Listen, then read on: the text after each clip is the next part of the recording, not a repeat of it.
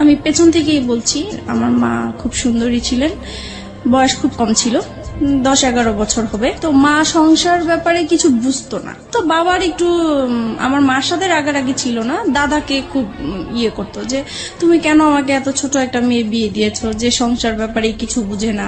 তো এরকম করে বাবা বিয়ের কিছুদিন পরেই চলে গেছে। পরে যাই হোক, একটা সময় আমি পেটে আসি আমার মার। তো তখন থেকে আমার বাবা আবার বাড়িতে কম আসতো, ঢাকায় বেশি থাকতো। কি করতেন ঢাকাতে? ঢাকায় তখন সে ওই যে হোটেলে চাকরি করতেন। জি। তারপরে আমি হওয়ার পরে আমার বাবাকে খবর দিয়েছেন দেখার জন্য। তো আসছে উনি, আসার পরে আবার চলে গেছেন। তো বাবা বাড়িতে আসা যাওয়ার খুব গ্যাপ ছিল। তো এটা হয়তো বা আমার মার পছন্দের ছিল না। পরে এক সময় উনি আরেকটা সম্পর্কে জড়িয়ে যান। আপনার বাবা না, আমার মা। আপনার মা আরেকটা সম্পর্কে জড়িয়ে যান? জি।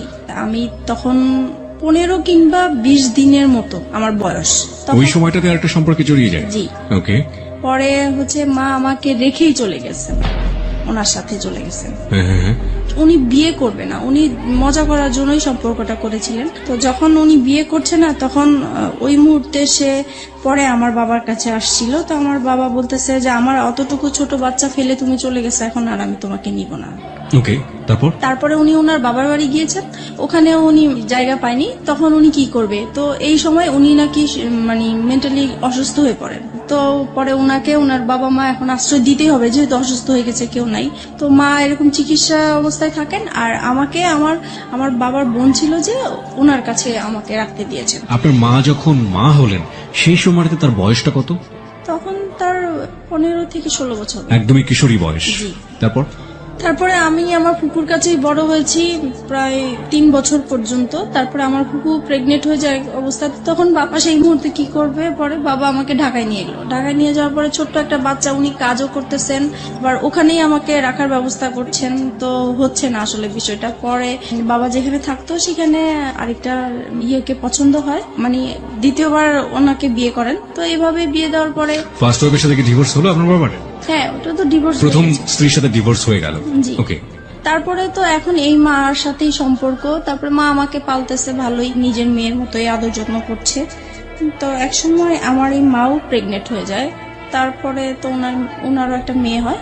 এই মেয়ে হওয়ার পর থেকে আমি এখন বুঝতে পারছি যে একটু ভালোবাসাটা যেন ডিফারেন্ট হয়ে গেছে, আগের মতো না। কিন্তু তারপরও মনে হয় নাই, মানে আমি তখন জানতামও না যে সে আমার সেকেন্ড মা বা কিছু, লোকের কাছে শুনতাম। তারপরে যাই হোক, এরকম করে অনেক বছর হয়ে গেছে। তারপরে এক সময় আমার বাবা মানে বলছে যে আমি তো আর এখানে হচ্ছে না, আমি একটু দেশের বাইরে যাব। তো উনি দেশের বাইরে চলে গেলেন। উনি এভাবে টাকা পাঠাচ্ছেন। আমার মা আবার অত শিক্ষিত ছিল না, টাকা পয়সার হিসাব টিসাব রাখতে পারেনি। তো বাবার মাঝখানে খুব অসুস্থ হয়ে যায়। অসুস্থ হওয়ার পরে থেকে উনি চলে আসার পরে বাবার ধারণা ছিল যে তার ব্যাংকে হয়তো বা কিছু টাকা আছে যেটা দিয়ে উনি কিছু করতে পারবেন। তো বাবা এসে দেখে যে আসলেই কোনো টাকা পয়সা নাই। তারপর থেকে তো মার সাথে মানে রাগারাগি, তারপরে মারধর করে একটা সময় মাকে। এগুলো আপনি নিজের চোখে দেখেছেন? নিজের চোখে দেখেছি। মানে বাবার ধারণা ছিল যে আমার মা হয়তো বা তার বাবার বাড়ি টাকাগুলো দিয়ে দিয়েছেন এর জন্য। তো এর জন্য খুব মারধর হতো। এই বিষয়গুলো আমার খুব মানে ব্রেনে কাজ করতো যে কেন এরকম হলো। তো এগুলো দেখতে দেখতে একসময় খুবই অসুস্থ হয়ে যায় আমি। তো আমার বাবার দুঃসম্পর্কে একটা ভাই আছেন, উনি হচ্ছে ডাক্তার কম্পাউন্ডারে চাকরি করতেন। তো আমাকে বলেছে তুমি যেহেতু অসুস্থ হয়ে গেছো, তাহলে চলো তুমি আমার ডাক্তার তোমাকে দেখাবো।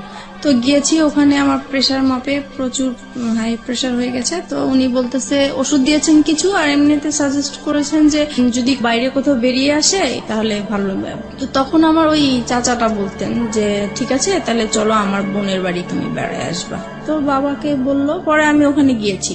ওখানে যাওয়ার পরে হচ্ছে ওই চাচার বোনের হচ্ছে ননদের ছেলের সাথে আমার পরিচয় হয় ওখানে। উনি দেখে আমাকে পছন্দ করেন। পছন্দ করে এক সময় আমাকে ফোর্স করে ওনাকে ভালোবাসার জন্য। তো আমি বলতেছি যে তখন কোন ক্লাসে পড়েন আপনি? তখন আমি 6 ক্লাস 6 পড়েন। তার মানে আপনার বয়স 11 থেকে 12 বছর। যে ছেলেটা আপনাকে প্রপোজ করলো সে আলটিমেটলি আপনার ওই ডাক্তার কম্পাউন্ডারের কোন এক আত্মীয়, রাইট? জি। ওকে। সেই ছেলেটার বয়স কত ছিল? উনি তখন ইন্টারমিডিয়েট দিয়েছেন। ফাইন।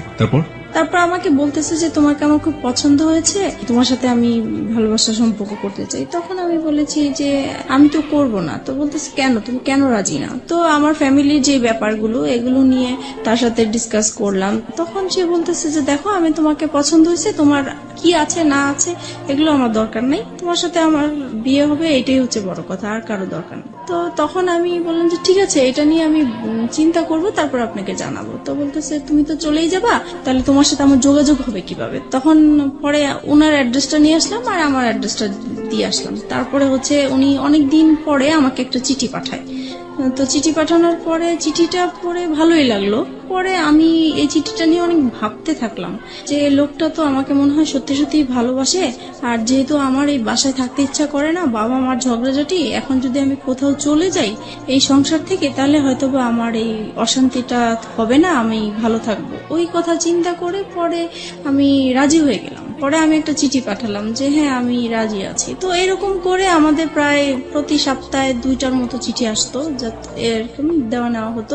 প্রায় 3-4 মাস পরে হঠাৎ আমি আবার পড়াশোনার পাশাপাশি হাতের কাজ শিখতে খুব পছন্দ করতাম। তো আমি বিভিন্ন জায়গায় হাতের কাজ শেখার জন্য যেতাম। তো একদিন আমার এলাকা দিয়ে আমি যাচ্ছি, হঠাৎ তাকে দেখে ফেলি। সেও আমাকে দেখে ডাকছে। তো আমি অবাক হয়ে গেছি। কিছুক্ষণ আমি একদম চুপ ছিলাম যে যেই লোকটাকে আমি সেই চাঁদপুরে দেখে আসছি, সেই লোকটা হঠাৎ করে ঢাকায়, তাও আমার এলাকার মধ্যে কিভাবে আসলো? পরে উনি আমাকে দেখেই বলতেছে যে আমি না তোমার কাছে আসছি। তখন আমি অবাক হয়ে গেলাম যে এত দূর থেকে সে আমার কাছে আসছে। আমি চিঠি পাঠাতাম ঠিক আছে, কিন্তু উনি আসবে সেটা বলেও নাই আমাকে। তো যাই হোক, তখন ওই যে গুলশান পার্কটা ছিল, তো আমাকে সেখানে নিয়ে গেছে। যাই হোক গেলাম, যাওয়ার পরে কথা বললাম। এখন বলতেছে যে আমি তোমাকে তো আমার খুব দেখতে ইচ্ছা করে মাঝে মাঝে, এখন কি করব? তো আমি বলতেছি দেখেন, আমার তো আসলে এরকম বাইরে বের হওয়ার অভ্যাস নেই, আর তাছাড়া আমার খুব ভয় লাগে যে কোথায় কেউ দেখে ফেলে কিনা, পরে বাবার কাছে বিচার যাবে, এটা আমার খুব খারাপ লাগবে। তো বলতেছে যে না, দেখবে না, তুমি ওইভাবেই আসবে। তো এরকম করে প্রায় 2-3 মাস পর পর আমাদের দেখা হতো। 2-3 মাস পর পর ঢাকাতে আসতো বাড়ি থেকে আপনার সাথে দেখা করার জন্য? উদ্দেশ্যটা ছিল আমার সাথে দেখা করার, কিন্তু ওর রিলেটিভ থাকতো ঢাকা, ওখানে আসতো। তো তারপরে একটা সময় ওর রেজাল্ট ভালো হয়। আপনি ঢাকায় কোথায় থাকতেন সেই সময়? আমি ঢাকায় হচ্ছে মহাখালী থাকতাম। মহাখালী থাকতেন। হ্যাঁ, যেটা বলছিলেন যে ওর রেজাল্ট ভালো হয়নি, মানে ইন্টারের রেজাল্ট ভালো হলো নাকি অন্য কোনো পরীক্ষা? না, ইন্টার। ও এইচএসসি তে ভালো করলো না? কি ছিল রেজাল্ট? মানে ফেল করেছে সে। ওকে, ভালো না হওয়া বলতে মানে ফেল করেছে, ভয়াবহ খারাপ। ওকে, তো ফেল করেছে। পরে হচ্ছে তার বাবা খুব চাপ দিল। তো বলতেছে যে তুমি বাড়িতে সারাক্ষণ থেকেও যদি পড়াশোনা ভালো না করো, ওদের দোকান ছিল, তো বলতেছে দোকানেও বসবে, দেন পরীক্ষাটাও দিবে। তো এখন তো ঢাকায় পার্মানেন্টলি চলে আসলো, তো আমাদের প্রায় এরকম দেখা হতো। পরে এই বিষয়টা নিয়ে আমি আমার বাবা মাকে জানাই। বাবা মাকে তো জানানো উচিত, মাকে জানাচ্ছি প্রথমে। পরে মা বলতেছে যে করো, যেটা তোমার ভালো মনে হয় সেটাই করো। আমি চাইবো না যে তুমি এমন কিছু করো যে আমাদের এলাকার মধ্যে একটা নাম আছে, আমি চাই না সেইটা আমাদের খারাপ কিছু আসুক। আপনার মা এটা আমাকে বললো? জি। ওকে, আপনি মাকে কি বলেছিলেন? বলেছিলাম ও আমাকে পছন্দ করে, আমিও ওকে পছন্দ করি। দুজনেই আপনারা দুজনকে পছন্দ করেন? তারপর আমাদের সম্পর্কটা কন্টিনিউ হতে থাকে। তারপরে একটা সময় আমার বাবা খুব ঝগড়াঝাটি করে, আর ওই একই বিষয়কে কেন্দ্র করে, একই বিষয় নিয়ে। সেই দিন একদম খুবই খারাপ পর্যায়ে। তখন স্বাভাবিক ভাবেই সন্তানরা মার সাপোর্টই নিয়ে থাকে, তো আমিও মার সাপোর্টে কথা বলতাম। তো এই কথা বলাতে বাবা মানে আমার উপরে খুব বিরক্ত হতো। পরে একটা সময় বলে উঠলো যে তুমি কার জন্য কথা বলছো, তুমি জানো এটা যে তোমার মানা। আমি এতদিন মানুষের কাছে শুনে আসছি, বাবা মার মুখ থেকে কখনোই শুনিনি। তার মানে আপনি আগে জানতেন না যে আপনার আসল মা ইনি না? না, আমি জানতাম, আমি অন্যের মুখ থেকে শুনেছি, কিন্তু তাদের মুখ থেকে কখনো শুনিনি। বাবার মুখ থেকে শুনতে অসম্ভব রকমের খারাপ লাগলো, তাই তো? জি। ওকে, তখন থেকে আমার মানে কথাটা মানে খুব কানে লাগছে যে আসলেই কি এরকম? আমি তো এতদিন মানুষের কাছে শুনেছি, তাহলে তো সত্যি এরকম, তাহলে তো আমার সেই মার সাথে দেখা করা উচিত। তারপরে হচ্ছে আমি সবসময় ভাবতে থাকি যে কিভাবে দেখা করব। তো এক সময় আমাদের একটা নেবার ছিল, উনি এক সময় আমাদের গ্রামের বাড়ির ছিলেন। তো আমারও খুব উৎসাহ হলো যে তাহলে তো উনার মাধ্যমে দেখা সম্ভব। তো বলছি যদি আপনি দেখা করাই দিতে পারেন আমার খুব ভালো হতো। তো বলছে তোমার মা তো সবসময় তোমার জন্য কান্নাকাটি করে, তাহলে আমি এবার বাড়ি যেয়ে বলবো তাকে। তারপরে উনি আপনার মার সম্পর্কে একটু জানি, ততদিনে কি বিয়ে হয়েছে আপনার মার? হ্যাঁ, যখন অসুস্থ হয়ে যায় তখন তার ভাইরা ওই লোকটাকে ধরে তারপরে মানে তার সাথে বিয়ে জোর করে বিয়ে দিয়ে দেয়। জি, ওকে, বিয়ে করে দেয়। তারপরে ওই সম্পর্কে আছেন উনি। এখন এক্সিস্টিং ওই সম্পর্কে আছেন। জি। ওকে, ফাইন। তারপর আপনি মার সঙ্গে দেখা করলেন, তারপর কি হলো? তারপরে আমার মা আসলেন, আসার পরে দেখা করলাম। দেখা করার পর উনি প্রথমে দেখে কান্নাকাটি করলো, যেটা স্বাভাবিক। তো আমার না মার জন্য কোনো ফিলিংস আসেনি। আমার বিশ্বাসই হচ্ছে না যে এ আমার মা, এই ভদ্র মহিলাটা মা। আম্মা। তারপরে হচ্ছে মানে কেমন জানি লাগতেছে আমার কাছে, খুবই অপরিচিত। আমার মা ডাকতেও ইচ্ছা করছে না, কিছুই না।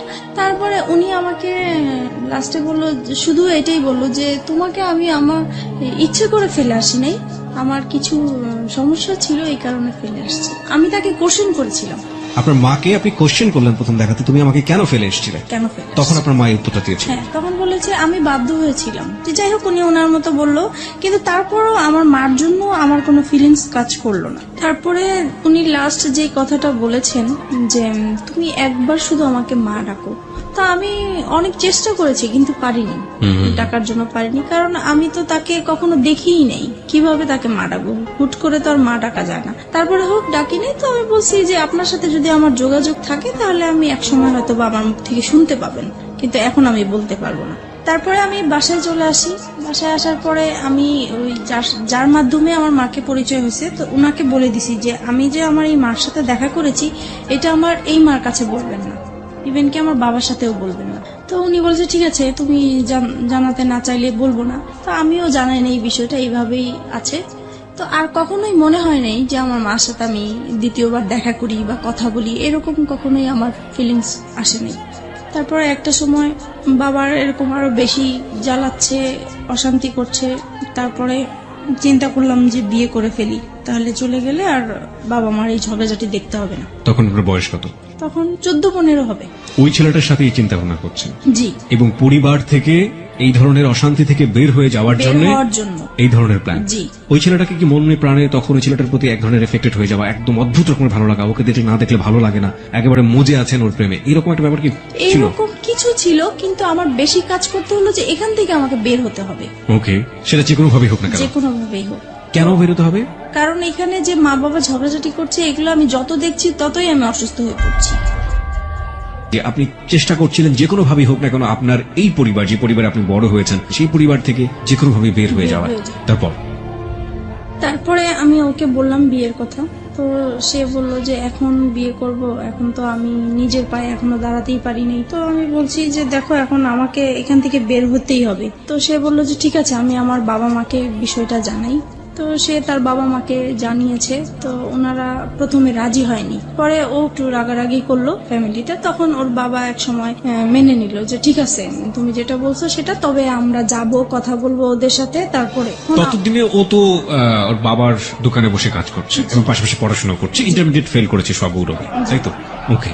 তখন তারপরে আমি বললাম যে না, আমি এটা ফ্যামিলিগতভাবে করতে চাচ্ছি না। তখন বলছে কেন? বলতেছি এখানে অনেকগুলো প্রবলেম আছে, আমি তো তোমাকে আগেই বলেছি যে আমার বাবার টাকা পয়সা নাই, সে অনুষ্ঠান করে বিয়ে দিতে পারবে না। তারপরে বলতেছি দেখো, বাবা মা এখন চাচ্ছে, কি করব? পরে আমি বলতেছি দেখো, এখন যদি আমাকে তুমি ভালোবেসে থাকো, বিয়ে যদি করতে হয় একা করতে হবে, কারণ আমি আমার বাবার অবস্থা জানি, আমি নতুন করে অশান্তি দিতে পারবো না। তখন সে রাজি হয়ে গেল বিষয়টা। তো আমরা একদিন ঘুরতে গিয়েছিলাম, ওখান থেকে হঠাৎ করে সে আমাকে কাজে অফিসে নিয়ে যায়। আমিও জানতাম না যে আজকে আমার বিয়ে হবে। তারপরে হচ্ছে বিয়ে করে ফেলি। তখন আমার 18 বছর হয়নি, কিন্তু ওখানে 18 বছর দেওয়া হয়েছে। 3 লাখ টাকা কাবিননামা হয়। বিয়ে করার পরে এখন ওর বাবা মার কাছে জানিয়েছে। ওর বাবা মা বলছে আমরা যেখানে রাজি হয়েছিলাম তুমি সেখানে একা কেন করতে গেলে? রাইট। তারপরে বলতেছে তাহলে তুমি আমার বাড়িতে আর উঠবা না। তো এখন ও কোথায় যাবে? পরে কি করব, আমি আমাদের বাসায় নিয়ে আসলাম। পরে মাকে বলেছি, বাবাকে বলছি, কারণ তাদের আমার মনে হচ্ছে তারা খুশি হয়েছে, যেহেতু তাদের কোনো টাকা পয়সা খরচ হচ্ছে না। তারপরে যাই হোক, আমরা ওখানেই ছিলাম প্রায় 2-3 মাস। পরে আমার হাজবেন্ডের খালা আছে, বড় খালা, ওরা সবাই ওই খালার কথা শুনেই চলে। তো ওনাকে জানিয়েছে বিষয়টা। তো উনি ওর বাবাকে যেভাবেই হোক ম্যানেজ করেছে। 2-3 মাস পরে আমাকে মেনে নেওয়া হয়। পরে আমি ওর সাথে চাঁদপুরে চলে গেলাম। আমার শ্বশুর মানে মেনে নিতে হবে দেখেই মেনে নেওয়া, কিন্তু মন থেকে যে মেনে নেওয়া সেটা আসলে হয়নি। ওনাকে সালাম করলে কখনোই সালামের উত্তর নিত না। আচ্ছা, তাছাড়া আমার সাথে কথা বলতো না। তারপরে আমি যদি ভাত বাড়তে যেতাম টেবিলে, উনি কখনোই খেতে আসতো না। আর সারাক্ষণ ওনার ছেলেকে বকা, এমনকি আমার সামনে মারতেও গিয়েছে যে কেন তুমি এরকম মেয়ে বিয়ে করলা। বড় ছেলে নিয়ে সবারই একটা আশা ছিল। তারপর হয়েছে যেটা এখন শাশুড়ি কেমন ব্যবহার করতো, বাকি মেম্বার যারা ছিল তারা কেমন ব্যবহার করতো? মোটামুটি ভালোই ছিল, কিন্তু শাশুড়ি ননদ এরা সবসময় আমাকে ভুল ধরার চেষ্টা করতো। আচ্ছা, তাদের মন পাওয়ার জন্য আমি সবকিছু কাজ করেছি, তারপরেও সব সময় ভুল ধরতেই থাকতো। এক সময় হয়েছে কি, বড় ধরনের একটা ঝগড়া হয়েছে। সেটা হচ্ছে আমার শ্বশুর শাশুড়িরা ওনারা চিটাগাং গিয়েছে বেড়ানোর জন্য। যেহেতু ঢাকায় বড় হয়েছি, পুকুর দেখে আমার খুব ইচ্ছা হয়েছে যে আমি একটু পুকুরে গোসল করবো। ওকে। ওনাদের বাড়ির কেউ আবার পুকুরে গোসল করেন, ওনারা খুব পর্দাশীল মানুষ। ছেলের বউ কেন পুকুরে গোসল করবে, কিন্তু পুকুরটা চারপাশে ঢাকা ছিল। ওকে। তারপরেও মানে পুকুরটা পর্দাসীন পুকুর।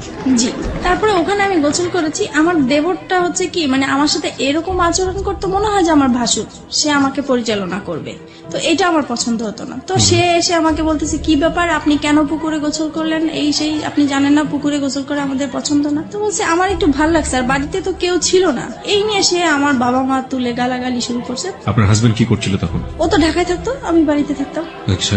তারপরে হচ্ছে গালাগালি করতেছে আমার বাবা মাকে। তখন আমার খুব খারাপ লাগলো যে আমি অন্যায় করছি, আমার বাবা মাকে কেন গালিগালাজ করবা। তখন আমিও তার বাবা মাকে গালাগালি করি। পরে হচ্ছে সে ইমিডিয়েটলি সে আমার শ্বশুর শাশুড়িকে ফোন দিয়েছে। তারা মানে তখনই একদম চিটাগাং থেকে চলে আসছে, আমার বিচার হবে। আমার হাজবেন্ডকেও খবর দিয়ে আনা হয়েছে।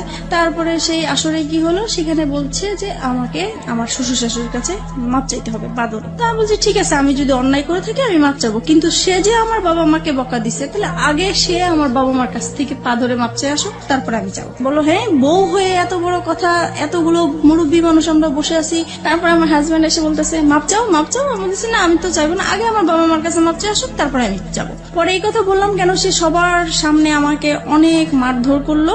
এই সে প্রথম আমার গায়ে হাত তোলে। আমি বিয়ে কতদিন পরে? প্রায় 3-4 মাস পরে। ওকে। পরে সেদিন রাতে আমার প্রচুর রাগ উঠলো। তারপরে আমি করলাম হচ্ছে যে তাকে বললাম রাগের মাথায় যে কালকের মধ্যে যদি আমাকে ঢাকায় নিয়ে না যাও, তাহলে আমার এখানে লাশ দেখবো আমার।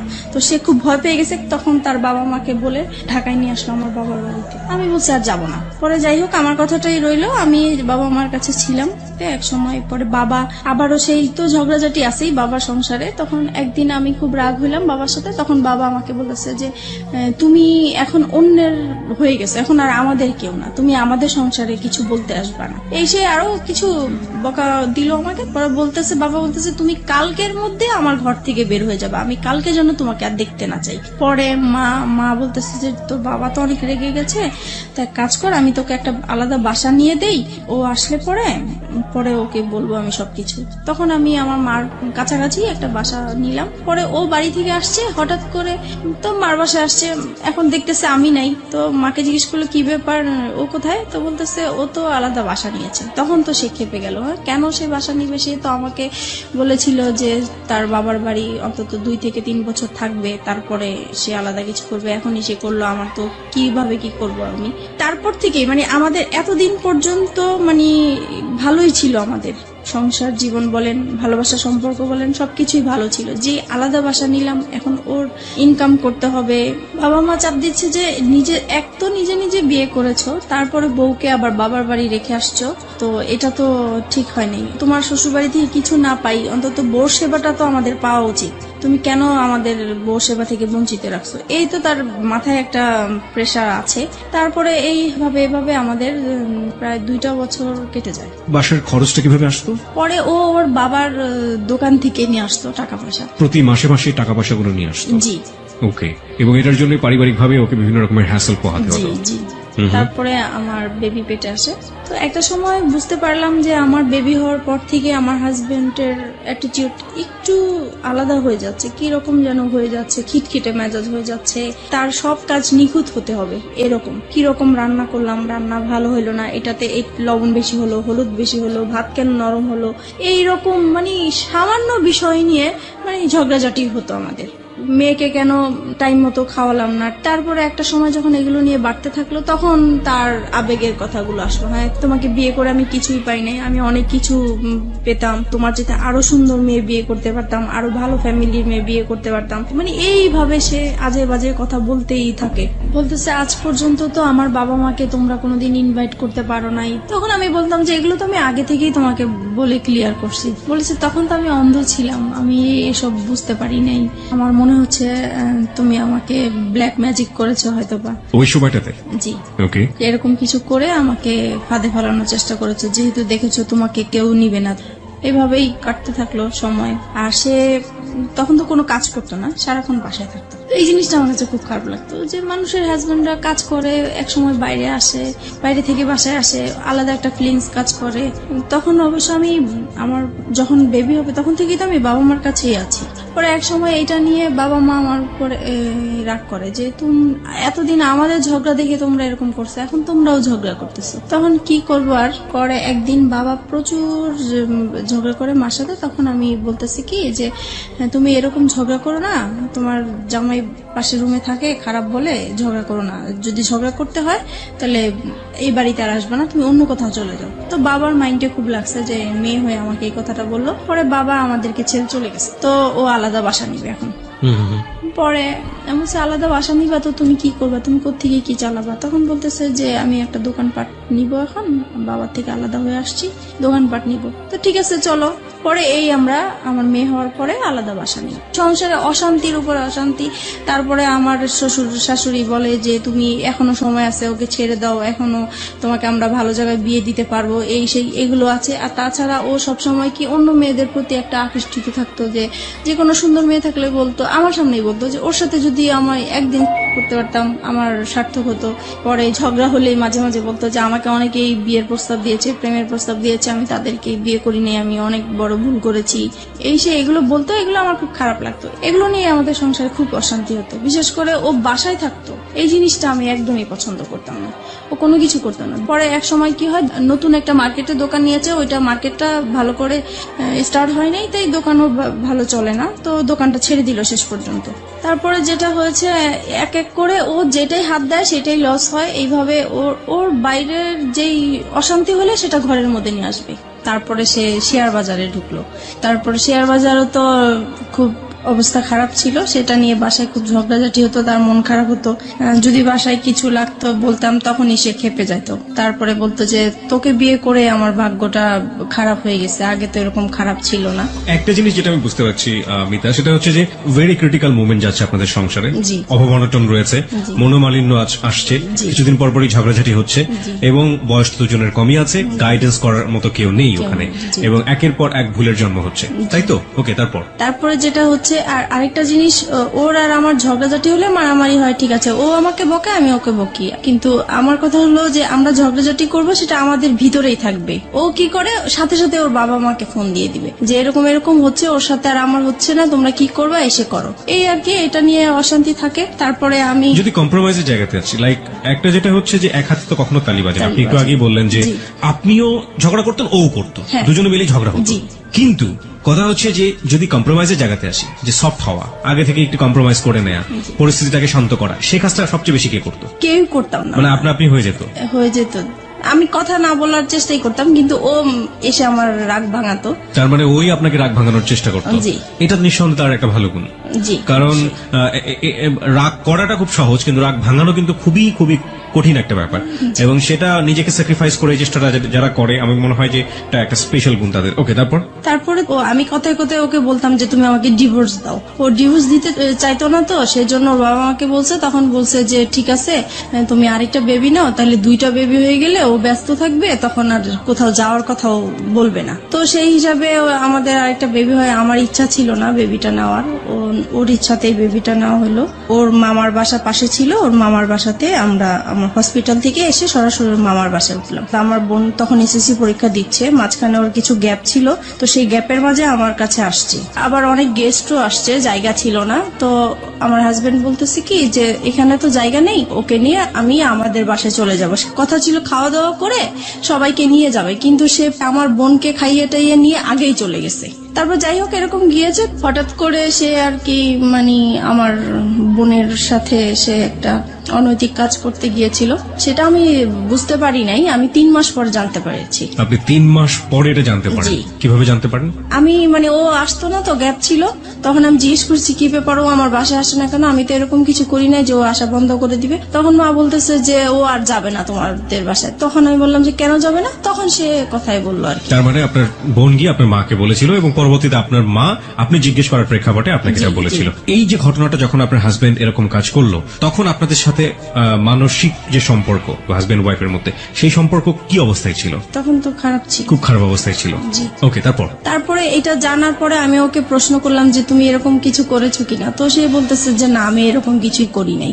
তারপরে সে উল্টা আমাদেরকে বলতেছে যে তোমার মা তোমার বোনের নামে আমি মানহানি মামলা করব, কেন তোমরা আমার নামে এরকম কিছু করেছো? তখন আমি মানে অবাক হয়ে গেলাম যে সে অন্যায়টা করলো, তারপরও স্বীকার করতেছে না। আর আমার মা বোন কখনোই মিথ্যা বলবে না, আর নিজের মান সম্মান নিয়ে তো কখনোই মিথ্যা বলার প্রশ্নই আসে না। তারপর এক সময় আমি আত্মহত্যা করার চেষ্টা করলাম, মানে বাসা থেকে বের হয়ে যাচ্ছি, রাগ হয়ে যে তার সাথে আমি আর থাকবো না, সে এরকম একটা কাজ করতে পারলো। তারপরে আমি যখন বাসা থেকে বের হয়ে যাচ্ছিলাম তখন সে আমার হাতে পায়ে ধরে মাপ চাইলো, বলতেছে সরি আমার ভুল হয়ে গেছে, আমি আর এরকম কিছু করব না, কিন্তু তুমি কাউকে বলো না, আমার আত্মীয় স্বজন কাউকেই বলবা না তুমি। তারপরে যাই হোক আমি আবারও সংসার এইভাবেই করতে থাকলাম।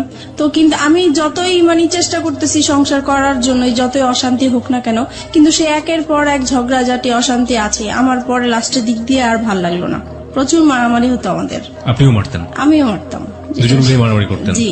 ওকে। তারপরে এরকম অশান্তি ভাল লাগতো না, মন সবসময় খারাপ থাকতো।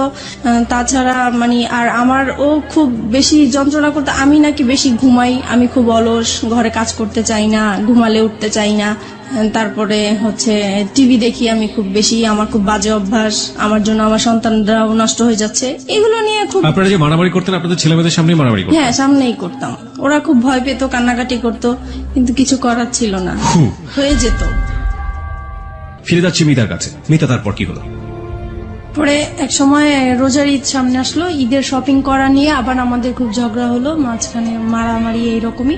আর সে সব সময় ঈদের সময় সে বাড়িতে যায় ঈদ করে, আর আমি বাচ্চাদেরকে নিয়ে ঢাকায় ঈদ করি। আমি বাড়িতে যেতে চাই না, বাচ্চারাও বাড়িতে যেতে চায় না, তাই আমাদের আর যাওয়া হয় না। কিন্তু সে তার বাবা মার সাথে ঈদ করবে, সেজন্য প্রত্যেকটা ঈদই সে তার বাবা মার সাথেই করে। আমরা বেশি দামি দামি জিনিস চাই, আগে কম দামি জিনিস পরেছি, এখন কেন উপরের দিকে নজর আমার, এইভাবে ঝগড়াঝাটি হয়। তারপর সে বাড়িতে চলে যায়। অশান্তির জন্য আমি ভাল লাগতো না দেখে তাই একটু হাতের কাজ করা শুরু করেছিলাম। তো হাতের কাজের বিজ্ঞপ্তি দিয়েছিলাম, বিজ্ঞপ্তির জন্য আমার মোবাইল নাম্বারটা শো করা হয়েছিল একটা কাগজে, লিফলেট। জি। তারপরে ওগুলা শেখানোর জন্য নাম্বার দিয়েছিলাম। তো আমি ভাবছি ওখান থেকে হয়তোবা ফোন টোন এসছে, তো রিসিভ করেছি। একটা লোক আর কি এরকম দুষ্টামি করতেছে, কথা বলতেছে। তো আমি বলছি আপনি কিসের জন্য ফোন করেছেন? বলতেছে এমনি আমার ভালো লেগেছে তাই ফোন করছি। তো আমি পরে ফোনটা রেখে দিছি, আমি আর কথা বলি নাই। তো উনি প্রায় এরকম 2-3 দিন ফোন দিত। তারপরে এক সময় বলতেছে যে আসলে আমি আপনার সাথে ফ্রেন্ডশিপ করতে চাই। সেই সময় কি আমার তো মন মেজাজ খারাপ ছিল, ভালো লাগতো না। তখন কেন জানি হঠাৎ করে মনে হয়েছে যে সে শুধু ফ্রেন্ডশিপ করতে চায়, কথাই বলতে চায়, তাই কথা বললে সমস্যা কি? সপ্তাহখানিক কথা বলেছি পরে একদিন সে আমাকে বলতেছে কি যে আপনাকে আমি দেখতে চাই একটু। যাই হোক আমরা রাজি হয়েছি দেখা করার জন্য, দেখা করতে গিয়েছে আমার বাসায়। এক সপ্তাহের মধ্যে আপনি রাজি হয়ে গেলেন? জি। তারপরে দেখা করলাম, পরে সে আমাকে মানে একটা কথা বললো যে আচ্ছা আমরা তো ফ্রেন্ডশিপ আছি, আমরা কি ফ্রেন্ডশিপের বাইরে অন্য কিছু করতে পারি? তো আমি বলছি কিরকম? বলতেছে যা হয় আর কি। তো আমি বুঝতে পারছি উনি খারাপ কিছু ইঙ্গিত দিয়েছে আমাকে। তো আমি বলছি না, এটা আমার পক্ষে সম্ভব না। তারপর এই বলে আমি পরে ওখান থেকে তার সাথে আমার সম্পর্ক শেষ হয়ে গিয়েছে। Fine, let me no one thing, আপনার সম্পর্কে উনি কতটুকু জানতেন? আপনার যে 2 সন্তান আছে? আমি সবই বলেছি, আমাদের কথা এগুলোই হতো, আমার সংসারে কি হয়েছে না হয়েছে, আমার কিভাবে বিয়ে হয়েছে।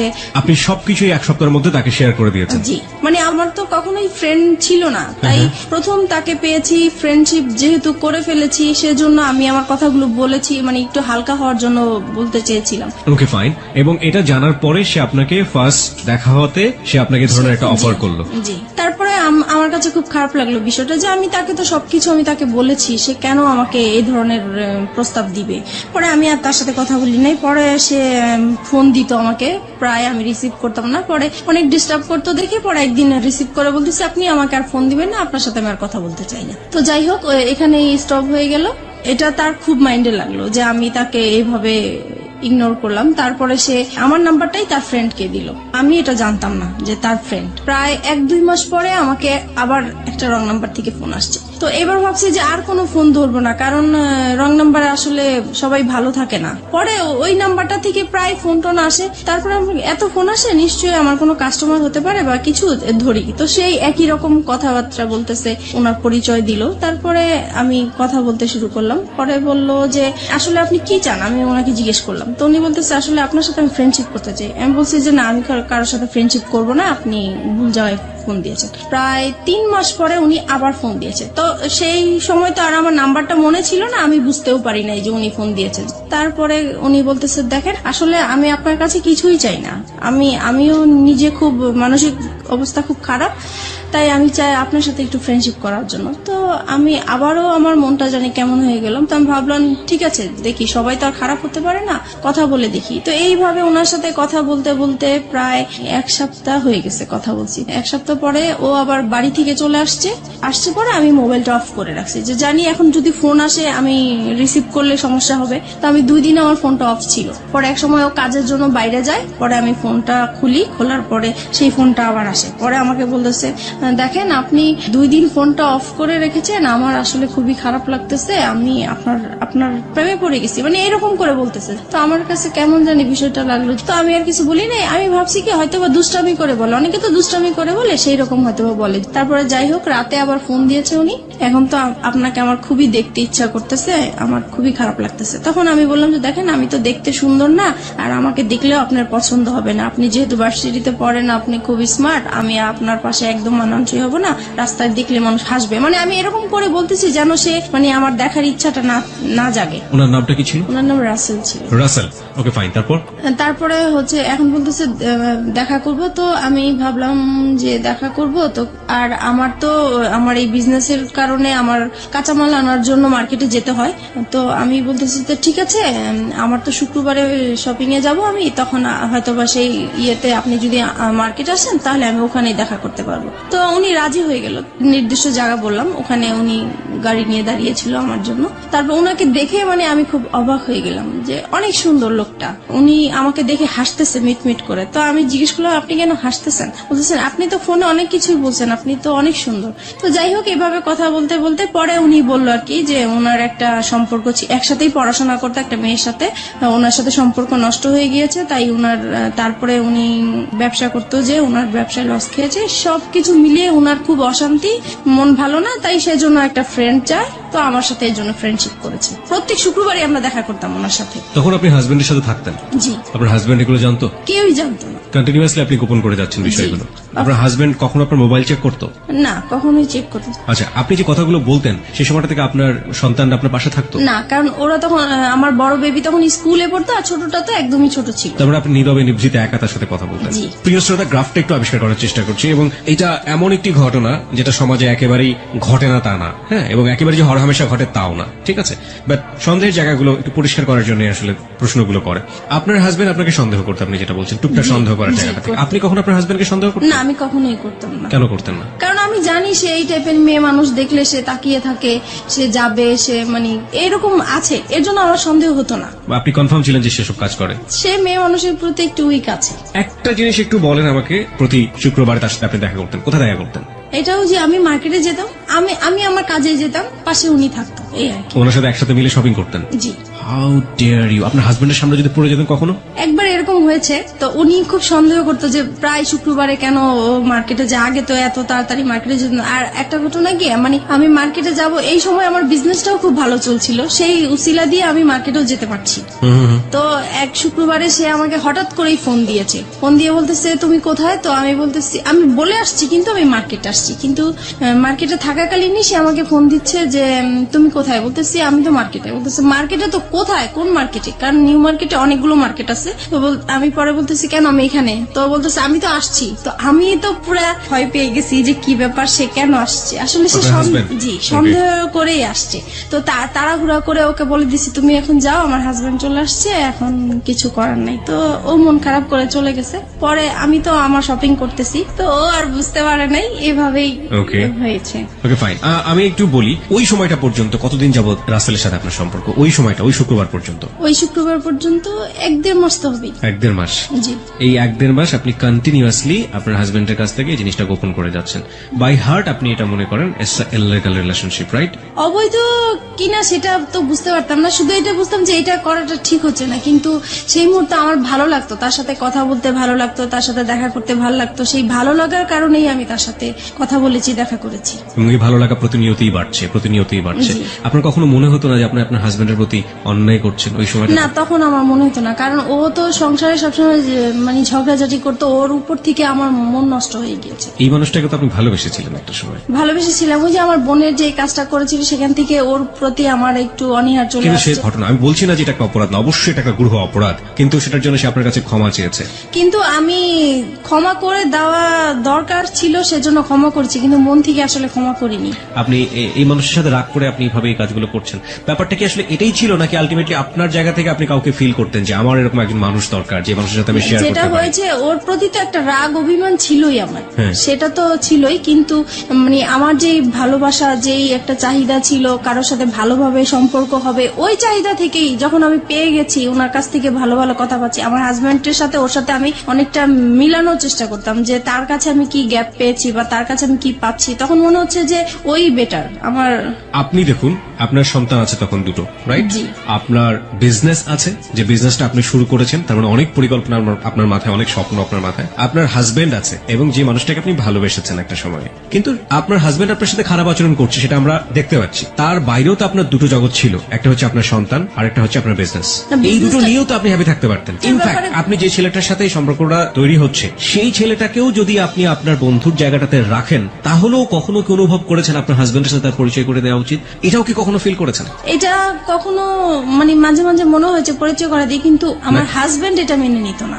একটা হচ্ছে পারিবারিক সত্তা, যেখানে হাজবেন্ড আছে, সন্তান আছে এবং তার বিজনেস আছে, সে একটা না একটা দিক নিয়ে ব্যস্ত থাকতেই পারে। আরেকটা হচ্ছে মানবিক সত্তা, মনের জায়গাটা, লং টার্ম হাজবেন্ডের সাথে খারাপ রিলেশনশিপ, সেই জায়গাটায় একটা বিশাল রকমের ক্ষত তৈরি হয়েছে এবং সেই ক্ষতর জায়গাটাতে সে কেউ একজন নক করেছে। সেটা হাজবেন্ড ওয়াইফ রিলেশনশিপের মতো না, কিন্তু একটু ভালো লাগা, একটু অন্যরকম, একটু বন্ধুত্ব, যেটা মন থেকে অবচেতন মনেই ওই ভালো লাগাটার দিকে ধীরে ধীরে ধীরে ধীরে এক ধরনের আষ্টে পৃষ্ঠে জড়িয়ে পড়ার দিকে জড়িয়ে যাচ্ছে।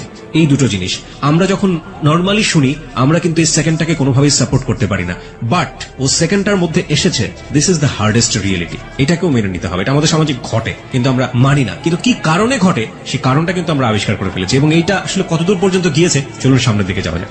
তারপরে যেটা হয়েছে, মানে এভাবেই তো ওর সাথে দেখা করছি, কথা বলছি, তারপরে হঠাৎ একবার খুব ঝগড়াঝাটি হয় আমাদের। বিষয়টা হয় হচ্ছে আমার ওই যে বোনের বিষয়টা নিয়ে। ওই ঘটনার পর থেকে যেটা হয়, আমাদের স্বামী স্ত্রীর যে সম্পর্কটা হয়ে থাকে, সেরকম সম্পর্কতে আমি জড়াতে চাই না। এর জন্য এটা নিয়ে খুব ঝগড়াঝাটি হয়। ও খুব জোর করে আমাকে, আমি রাজি হই না, তারপরে মারামারি হয়, এরকম প্রায়ই হয়। তো একটা সময় হয় কি যে আমি ঘুমিয়ে থাকি, সে ঘুমন্ত অবস্থায় আমার সাথে এরকম কাজ করে। এই বিষয়টা আমার কাছে খুবই খারাপ লাগে। আমি লক করছি এখানে আপনাকে। একটা হচ্ছে যে এই যে ঘটনাটা আপনাদের মধ্যে একটা বিরোধ তৈরি করলো, একটা স্বামী স্ত্রী নামে স্বামী স্ত্রী, কিন্তু এক ধরনের সম্পর্ক নেই, এই সময় পর্যন্ত রাসেলের সাথে আপনার সম্পর্ক কতদিনের? 2-3 মাস হবে। 2-3 মাস, মানে সময় বাড়ছে। এই সময়টাতে রাসেলের সাথে আপনার কি ধরনের কথোপকথন হতো? ও তো প্রথমেই আপনাকে ফ্রেন্ডশিপের কথা বলেছে, হ্যাঁ, তারপরে ব্যাপারটা কি ফ্রেন্ডশিপে থেকেছে নাকি ধীরে ধীরে ভালো লাগার জায়গাটায়? না, ভালো লাগা এখনো আসেনি, ফ্রেন্ডশিপই চলছিল। Okay fine. সে সময় বলতাম হচ্ছে আমাদের সংসারে যেগুলো হতো এগুলো বলতাম, মানে ঘরের নিজের উইক পয়েন্ট গুলো সবসময় তাকে বলতেন? জি জি। যেমন হাজবেন্ড আজকে এটা করেছে, আমি আজকে এটা করিনি, এরকম হয়েছে, এরকম হয়েছে। হ্যাঁ, তারপর আমার ভালো লাগার কথাগুলো বলতাম, বা আমি কি আশা করেছিলাম, কি রকম চেয়েছিলাম, এগুলোই বলতাম। ওকে। ওকে, আপনার উইক পয়েন্ট গুলো সবসময় একজন। আচ্ছা, এই যে কষ্টের কথাগুলো, পরিবারের কথাগুলো, একেবারে ঘরের মানুষের কথাগুলো, এগুলো শেয়ার করার মতো অন্য কেউ কি ছিল না? না, আমার কখনো তো কোনো ফ্রেন্ডশিপ ছিল না, সেটা তো আমি আগেও বলেছি। This is the great point, প্রিয় শ্রোতা। ওকে, ফাইন, তারপর? তাছাড়া ফ্যামিলিকেও বলতে পারতাম না, কারণ যেহেতু একা বিয়ে করেছি সেজন্য বলার কোনো সুযোগ ছিল না, স্কোপ ছিল না। তো তারপরে একদিন কি হয়েছে, আমাদের আবারও সেই রকম খুব মারামারি হয়েছে আমাদের সংসারের মাঝে। তখন আমি পরে, সেদিন বৃহস্পতিবার রাতে ছিল এরকম, তারপরে আমি তাকে ফোন দিয়েছিলাম শুক্রবারে। মারামারি হওয়ার পরের দিন ফোন দিয়েছে, দেখো ও আজকে আমাকে অনেক মেরেছে, এরকম আমার আর থাকতে ভাল লাগছে না। তখন সে আর কি আমার সুযোগ নিয়ে বলতেছে যে ঠিক আছে, তোমার যেহেতু থাকতে ভাল লাগে না, তুমি তো বিজনেস করোই, তাহলে তুমি চলে আসো, তুমি কেন থাকো, এত মারধর খেয়ে কেন থাকবো, তুমি তোমার বাবা মার কাছে চলে যাও। তখন বলছে আমার বাবা তো সেই কবেই চলে গেছে, বাবা কোথায় আছে খুঁজে পাচ্ছি না, আর মা আছে, মা তো নিজেই খুব কষ্ট করে থাকে, সেখানে আমি কিভাবে যাব। পরে বলতেছে দেখো, তুমি 1 মাস মার কাছে কোন রকম থাকো, তারপরে তুমি যে ব্যবসা করো, নিজে কিছু টাকা জুগিয়ে তুমি নিজেই চলতে পারো। মানে আপনাকে সেপারেট করে দিতে যাচ্ছে আপনার হাজবেন্ডের কাছ থেকে? মানে আমার জন্যই বলছে সে, আমি যেহেতু কান্নাকাটি করি তার কাছে, আমার কথা চিন্তা করে সেই কথা বললো। ওকে, তারপরে আর আমি তো সবসময় এমনিতেও বলি যে ডিভোর্স তাকে দিব বা সে আমাকে দিবে, কিন্তু সে তো রাজি হচ্ছে না ডিভোর্স দেওয়ার জন্য। আমার হাজবেন্ড তো ডিভোর্স দিতে চায় না, আমাকে মারধর করবে, বকাবাদ্য করবে, আবার আমাকে বলবে যে আমার সাথে তার জীবনটা জড়িয়ে নষ্টই হয়ে গেল, কিন্তু সে ডিভোর্স দিবে না। তো পরে এক সময় ডিসাইড করলাম যে আমি তাকে ডিভোর্স দিব, সে যেহেতু দেয় না আমি দিব। পরে একদিন রবিবারে সে দেখা করবে, সেদিন শুক্রবারে আর দেখা করতে পারি নাই দেখে সে বলতেছে ঠিক আছে রবিবারে, তাহলে এবার শুক্রবারে যখন দেখা হলো না, তাহলে রবিবারে আসো। তো আমার অফিস টাইম শেষ হলে সন্ধ্যার দিকে আসো। তো আমরা সন্ধ্যার দিকে একটা গুলশানে ফাস্টফুডে বসি, তো ওখানে বসছি। পরে সে আমার হাতটা ধরলো, এই ফার্স্ট সে আমার হাত ধরে। কয় মাস পর? ওই তো 2-2.5 মাস পরে। আচ্ছা, এই হাত ধরার আগে আপনারা সেলফোনে কি কখনো এই ভার্চুয়াল হাত ধরাধরি করেছেন? না।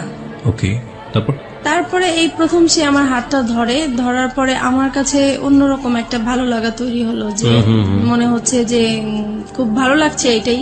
তারপরে হঠাৎ করে সে আমাকে বলতেছে দেখো, আমি আসলে তোমার প্রেমে পড়ে গেছি, আমি আর তোমাকে ছাড়া থাকতে পারছি না। তখন আমিও মানে কান্নাকাটি করতেছি, যে সেহেতু আমাকে মারধর করেছে সেটা বলতেছি আর কান্না করতেছি। পরে সে আমার আর কি মাথায় হাত বুলিয়ে দিচ্ছে, পরে বলতেছে দেখো আর ধৈর্য ধরো, 6টা মাস তুমি ধৈর্য ধরো, তারপরে আমি 6 মাস পরে তোমার একটা ব্যবস্থা করব। তখন আমি জিজ্ঞেস করলাম ব্যবস্থা মানে কি বুঝাতে চাচ্ছ? তো বলতেছে আমরা একসাথে থাকবো। তুমি কি আমাকে ভালোবাসো? বলছে হ্যাঁ আমি তোমাকে ভালোবাসি। তো এইভাবেই হোক আমাদের পরে। আপনি তাকে ভালোবাসতেন ওই সময়টাতে? ওই বলার পর থেকে আমি প্রশ্ন করেছি যে আমার তো আসলে বিশ্বাস হচ্ছে না, তুমি আমাকে কিভাবে ভালোবাসো, আমার বিয়ে হয়েছে, বাচ্চা আছে, তোমার মতো আনম্যারিড ছেলে তো আমাকে কখনোই ভালোবাসার কথাই না। তো বলতেছে মানুষের ভালো লাগা তো কত রকমই হতে পারে, এটার তো শেষ নাই, তোমাকে আমার ভালো লাগছে, আমি তোমাকে বিয়ে করব, তবে আমার জন্য তোমাকে 6 মাস অপেক্ষা করতে হবে। তো আমি বলতেছি এত বছর যেহেতু কষ্ট করে আসছি, আমি 6 মাস পর্যন্ত কষ্ট করতে পারবো। তো এই বলে আমরা চলে আসছি। তারপর থেকেই আমাদের ভালোবাসা আসলে শুরু হয়। তারপরে ফোনে একের পর এক কথা বলা হয়, খুব ভালো লাগে। তখন আপনার হাজবেন্ডের সাথে? আপনি? জি, হাজবেন্ডের সাথে। তারপরে থেকে মানে সে কথা না বললে আমার খুব কষ্ট হয়, যেদিন ফোন করতে না পারি সেদিন খুব কষ্ট হয়, দেখা করতে না পারলে কষ্ট হয়। তারপর থেকে আমরা কি করি, প্রত্যেক দিন দেখা করি। এতদিন তো শুক্রবার ছিল, এখন প্রত্যেক দিন তার অফিস টাইমে যাওয়ার পথে আমার বাসা পড়ে, তো আমি বাসার সামনে দাঁড়িয়ে থাকি, সে চলে যায়, ওইটুকুই দেখা, মানে ওইটা দেখা করলেই মনে হয় যে অনেকটা শান্তি লাগে। ওইটুকু না দেখতে পারলেও খুব খারাপ লাগে, রাতে ঘুম হয় না। তো এইভাবেই চলতে থাকে। You fall in love like this? এইভাবে আপনি এরকম ভাবে আপনার হাজবেন্ড থাকা অবস্থায়, আপনার বাচ্চা থাকা অবস্থায় আপনি? জি। This kind of love, like 16 years love. কিশোরী মেয়েরা যেভাবে প্রেমে পড়ে, একটা ছেলে সামনে দিয়ে না গেলে ঘুম হচ্ছে না রাতের বেলা। জি জি, আমার ওই প্রথম যখন আমার হাজবেন্ডের সাথে যে রকম ফিলিংস কাজ করছিল, ওর বেলাও আমার সেম হচ্ছিল। তখন কি আপনার মনে হয়নি যে জীবনে একটা ভুল করেছে আর একটা ভুল করতে যাচ্ছি? তখন আমি বলতাম যে দেখো, ও তো আমাকে সবকিছু জেনে শুনেও বিয়ে করেছিল, তারপরেও কিন্তু ও আমাকে টর্চার করতেছে এখনো। তো ও আমাকে বলতো দেখো, ও তো অশিক্ষিত, ওর ফ্যামিলি অশিক্ষিত, সেই জন্য ও এরকম করে, আমি করব না, তুমি আমার উপর বিশ্বাস আনতে পারো, সবাই তো একরকম না। তারপর যাই হোক, ওর কিছু কথা ছিল যেগুলো শুনলে আমি খুব ভরসা পেতাম, আমি বিশ্বাস করতে চাইতাম। মানে ওর কথা, ও যখন কথাগুলো বলতো আমার খুব বিশ্বাস করতে ইচ্ছা করতো, ওর কথাগুলো আমার ভালো লাগতো, মনে হতো যে সত্যিই বলছে বা এরকম কিছু। তারপরে বাসায় চলে আসলাম। বাসায় আসার পরে হচ্ছে এখন আমার হাজবেন্ডের বিজনেসটা ভালো যাচ্ছে না, তো ও ঠিক মতো ঘরে বাজার টাজার করছে না, তাছাড়া যেটা প্রয়োজন হয় সেগুলো হচ্ছে না। মাঝখানেও বলতেছি কি যে বাসাটা ছেড়ে দিব, বাসাটা এত ভাড়া আমি বয়ে নিতে পারছি না, আমার খুব কষ্ট হচ্ছে, আমি বাসাটা ছেড়ে দিব। তখন আমি বলতেছি এত সুন্দর বাসা আমরা তো পাওয়া যাবে না, তো এটাই থাকি না, কষ্ট টষ্ট করে থাকি, দরকার হলে আমরা একটা রুম সাবলেট ভাড়া দিই, তবু এখানে থাকি, এখানে সবকিছু ফ্যাসিলিটি ভালো, এখানেই থাকবো। ওর কথা হলো না, এখান থেকে যেতেই হবে, কারণ আমার খুবই সমস্যা। তো যাই হোক, আমার আর ওই জায়গাটা আমি ছাড়তে চাচ্ছিলাম না। কেন? কারণ আমার যে বিজনেসটা ওই জায়গার মধ্যেই, ওখানে আমার খুব ভালো হতো বিজনেসের জন্য। এখন ও চলে যাবে হচ্ছে অন্য জায়গায় চলে যেতে চাচ্ছে, ওই জায়গাটা আমার পছন্দ না, তাই আমি যাব না। এগুলো নিয়ে আবার সেই ঝগড়াঝাটি হয়। পরে এক সময় আমি তাকে খুব মানে কড়া করে বলি যে যদি তুমি এই বাসা ছাড়ো তাহলে আমাকে ছাড়তে হবে, আর যদি আমাকে না ছাড়ো তাহলে বাসা এটা ছাড়া যাবে না। তো এখন ও কি করবে বুঝতেছে না। এখন ও ওর কথাই রাখলো যে না, বাসা ছেড়েই দিব। পরে যাই হোক, বাসা ছেড়ে দিছে। বাসা ছেড়ে দেওয়ার পরে দেখি যে লোকজন আসতেছে বাসা নেওয়ার জন্য, দেখার জন্য। তখন আমার খুব খারাপ লাগলো যে আমি বললাম কথাটা, আমার কথাটা সে রাখলো না। আমি তো তার কাছ থেকে এমন কিছু আশা করি নাই, বাসাটা বলছি। তখন সে বাসাটা ছেড়ে দিছে। পরে আমি তাকে বললাম দেখো, বাসা এখনো সময় আছে, তুমি বাসাটা আবার বাড়িওয়ালার কাছ থেকে সময় নিয়ে নাও, নাহলে কিন্তু আমি সত্যি সত্যি এবার চলে যাবো। সে বলতেছে তুমি চলে গেলে চলে যাও, আমার কোনো সমস্যা নেই, তোমার মতো মেয়ে আমার দরকার নেই। তখন আমি আর কি মানে ডিসাইড করলাম যে না, আমি আসলেই চলে যাবো, এখান থেকে থাকবো না। যেহেতু এখানে আমার একটা বিজনেসের একটা রাস্তা হয়েছে, সেটাই যদি বন্ধ হয়ে যায় তাহলে আমার ওর সাথে থাকার কি দরকার। আমি তো এই বিজনেসটা নিয়েই আসি, কারণ আমার সংসারে অশান্তি। আমি বিজনেসটা, আমি কাজে ব্যস্ত থাকি, আমার যাও একটু ভালো লাগে, আর তার সাথে ফোনে কথা বলি, দেখা করি, এই আমার ভালো লাগা নতুন সৃষ্টি হয়েছে, এটা কেন নষ্ট হবে। তো এই কারণে আমি পরে ওই বাসাটা আমাদের জানুয়ারি মাসে ছেড়ে দেয়। তারপরে আমি চলে যাব বলে আমার জিনিসপত্র গুছাতে থাকি। তো সেও আমার জিনিসগুলো গুছানোর জন্য হেল্প করে। সে এমনকি আমার জিনিসগুলো মানে একটা ভ্যানে উঠিয়ে আমার বাবা বাড়ির দিকে পৌঁছিয়ে দিচ্ছে। তো আমার কথা হলো, সে যদি আমাকে আটকাই রাখতে চায় তাহলে কেন আমার জিনিসগুলো আলাদা করে দিবে, কেন আমাকে যাওয়ার জন্য সাহায্য করছে? নিশ্চয়ই সেও চায় আমি চলে যাই। সে আমাকে কোনো বাধা দেয় নাই। আমি এইভাবে বাবার বাড়ি চলে আসছি। এখন বাবার বাড়ি মানে মার বাসায় চলে আসছি। এবং মার বাসায় আসাতে এখন সে পরে আমার মার কাছে এসে বলতেছে যে আপনার মেয়েকে আপনি জায়গা দিচ্ছেন, আপনার মেয়ে কিন্তু আমাকে ছেড়ে চলে আসছে, এখন আমি আপনাদের নামে কেস করব, আপনার মেয়ে আমার যত টাকা পয়সা গয়নাগাটি সবকিছু নিয়ে চলে আসছে, আমি আপনাকেও জড়াই দিব আপনি যদি আপনার মেয়েকে জায়গা দেন। এখন মা তো মানে প্রচুর রাগারাগি করতেছে আমার উপরে যে তোমরা নিজেরা কাজ করে এখন আমার উপরে বিপদ ফেলতেছো, এখন এই লোক তো ভালো না, সে যেটা বলে সেটাই করবে, এখন আমি কি করব? আমার তোমার বাবা নাই, তোমার একটা বড় ভাই নাই, আমাদের কোনো গার্ডিয়ান নাই, তাহলে এখন কে দেখবে আমাকে? এখন তুমি আমার বাসায় থাকতে পারবে না। তো এখন থাকতে পারবে না, এখন আমি কোথায় যাব? ওকে ছেড়ে আসছি, এখন আমার যাওয়ার জায়গা নাই, যেহেতু আমাদের কোনো রিলেটিভও নাই। তো কি করব আমি? পরে আমি ওকে ফোন দিলাম, আমি যার সাথে ভালোবাসার সম্পর্ক হয়েছে আমি তাকে ফোন দিয়েছি। ফোন দেওয়ার পরে ওকে বললাম যে দেখো, আমার এখন কি করা উচিত আমি তো বুঝতেছি না, এখন মার বাসায় চলে আসছি, এখন মাও আমাকে রাখতে চাচ্ছে না। তো বলতেছে যে তাহলে তুমি এক কাজ করো, তুমি একটা বাসা নাও। পরে আমি বলতেছি বাসা নিব তো আমি টাকা কোথায় পাবো, আমি ভাড়া কোত্থেকে দিবে? এই মুহূর্তে তো আমার হাতে কোনো টাকা পয়সাই নেই। পরে বলতেছে ঠিক আছে, সেটা আমি দেখবো, তুমি আগে খোঁজো বাসা। তারপরে আমি হচ্ছে সাবলেটের মধ্যে বাসা খুঁজতে গেলাম ওখানে। তো ওখানে গিয়েছি, সবাই জিজ্ঞেস করে আপনি কি করেন? তো আমি বলেছি যে পড়াশোনা করি, কারণ বিয়ে হয়েছে এগুলো আমি বলি নাই, সবকিছুই লুকিয়ে গিয়েছি। তো বলতেছে যে একা একটা মেয়েকে তো আমরা বাসা ভাড়া দিতে পারি না, হয় হাজবেন্ড। একা কেন নেবেন? কারণ আপনার সঙ্গে তো আপনার সন্তান আছে। সন্তান আপনার হাজবেন্ডের কাছে, সন্তানদেরকে রেখে চলে আসছে আপনার হাজবেন্ডের কাছে আপনার সন্তান। ওকে ফাইন, হ্যাঁ তারপর বলেন। তারপরে যেটা হচ্ছে যে এখন কেউ আমাকে একা বাসা ভাড়া দিতে চাচ্ছে না। তারপরে আমি আবার তাকে ফোন দিই, রাসেলকে ফোন দিচ্ছি যে দেখো, আমাকে তো কেউ একা বাসা ভাড়া দিতে চাচ্ছে না। তখন সে বলল যে ঠিক আছে, তাহলে তুমি বলো যে তোমার বিয়ে হয়েছে কিন্তু তোমার হাজবেন্ডের বাড়ি এখনো মেনে নিচ্ছে না, তাই হাজবেন্ড মাঝে মাঝে আসবে, তুমি আপাতত একাই থাকবে। পরে এই কথার ভিত্তিতেই আমি আবার গেলাম তারপরে একটা বাসা পেয়েও গেছি, তারপরে ওখানে উঠলাম, সবকিছু নিয়ে ওখানে উঠলাম। মাকেও বললাম যে আমি এরকম এরকম জায়গায় বাসা নিয়েছি, কিন্তু বাসাটা চিনাইনি, জাস্ট বলেছি যে এখানে বাসা নিয়েছি। তারপরে যাই হোক মার কাছ থেকে চলে আসছি ওখানে। তারপরে মার প্রতি তো একটু রাগ আছেই যে আমাকে জায়গা দিল না। তারপরে এখন যেহেতু রাসেলকে হাজবেন্ড হিসাবে পরিচয় করিয়ে দিয়েছি আমি ওখানে, আর এতদিন আমরা বাইরে বাইরে ঘুরতাম, তো এখন মনে হয়েছে নিজের কাছে যে এখন যেহেতু নিজেদের বাসা হয়েছে, কেউ এখন আসবে না, কেউ জানবে না, আর সবাই জানে হাজবেন্ড, তাহলে বাসায় আসলে সমস্যা কি। তারপরে আমার এই বাসায় আসা শুরু হলো। রাসেলের জি, রাসেলের। প্রিয় শ্রোতা, আমরা এই জায়গাটায় ছোট্ট একটা বিরতি নিচ্ছি। ভুল এবং অপ্রিয় সত্যের একেবারে মাঝ নদী, যদি বলি একটা নদী, সেটার মাঝ নদীতে নৌকা ডুবছে, সেরকম একটা জায়গাতে আমরা রয়েছি এই মুহূর্তে। হাজবেন্ড আছে, সন্তান আছে, নিজের ব্যবসা আছে এবং ফ্যামিলি আছে, সবকিছুর পরেও নিজের মনের ক্ষুধা এবং ভালোবাসার জায়গাটাতে, এবং যে ভালোবাসা এথিক্যাল পয়েন্ট অফ ভিউ থেকে পাপ বা অনৈতিক, সেই রকম একটা জায়গাতে জেনে শুনে বুঝে লম্বা একটা সময় ধরে এরকম একটা ভুল, যা একেবারেই মানা যায় না। কিন্তু কথা হচ্ছে, সে তো ভুল করেছে কিংবা অপরাধ করেছে, সে কারণে সে কিন্তু যাহা বলিব সত্য বলিবতে এসছে। এরকম ভুল এবং অপরাধের মধ্যে যারা আছেন, তাদের জন্যই কিন্তু আজকের এই মিতা। প্রিয় শ্রোতা, আমরা ছোট্ট একটা বিরতি নিতে চাই, ঠিক 4 মিনিটের বিজ্ঞাপন বিরতি। এরপরে আমরা আবারও ফিরে আসছি যাহা বলিব সত্য বলিবতে। রাসেলের আপনার বাসায় আসা খুব বেশি সহজ হয়ে গেল, এবং রাসেলকে আপনি পরিচয়ও করিয়ে দিলেন যে ইনি হচ্ছে আপনার হাজবেন্ড। তার আগ পর্যন্ত রাসেলকে আপনি কতটুকু চিনতেন অ্যাজ এ হিউম্যান বিং হিসেবে, তার পরিবার সম্পর্কে এবং তার বাসা কোথায়, কি অবস্থা, ডিটেল কিছু জানতেন? তার বাসা কোথায় সেটা জানতাম, কিন্তু ওনার পরিবারের কারোর সাথেই আমার কখনোই কথা হয় নাই, ইভেন দেখাও হয় নাই। উনি যে কারণটা দেখাতো যে তোমার বিয়ে হয়েছে, বাচ্চা হয়েছে, এই মুহূর্তে যদি আমি কারোর সাথে পরিচয় করিয়ে দেই, তাহলে আমাদের সম্পর্কটা আর কন্টিনিউ করতে দিবে না, এখানেই স্টপ হয়ে যেতে হবে, তখন তুমিও কষ্ট পাবো, আমিও কষ্ট পাবো, আমরা এইভাবেই লুকিয়ে থাকি, যখন হয়ে যাবে তখন আমরা সবাইকে জানাবো। এবং এগুলো আপনি অন্ধের মতো বিশ্বাস করতেন? জি।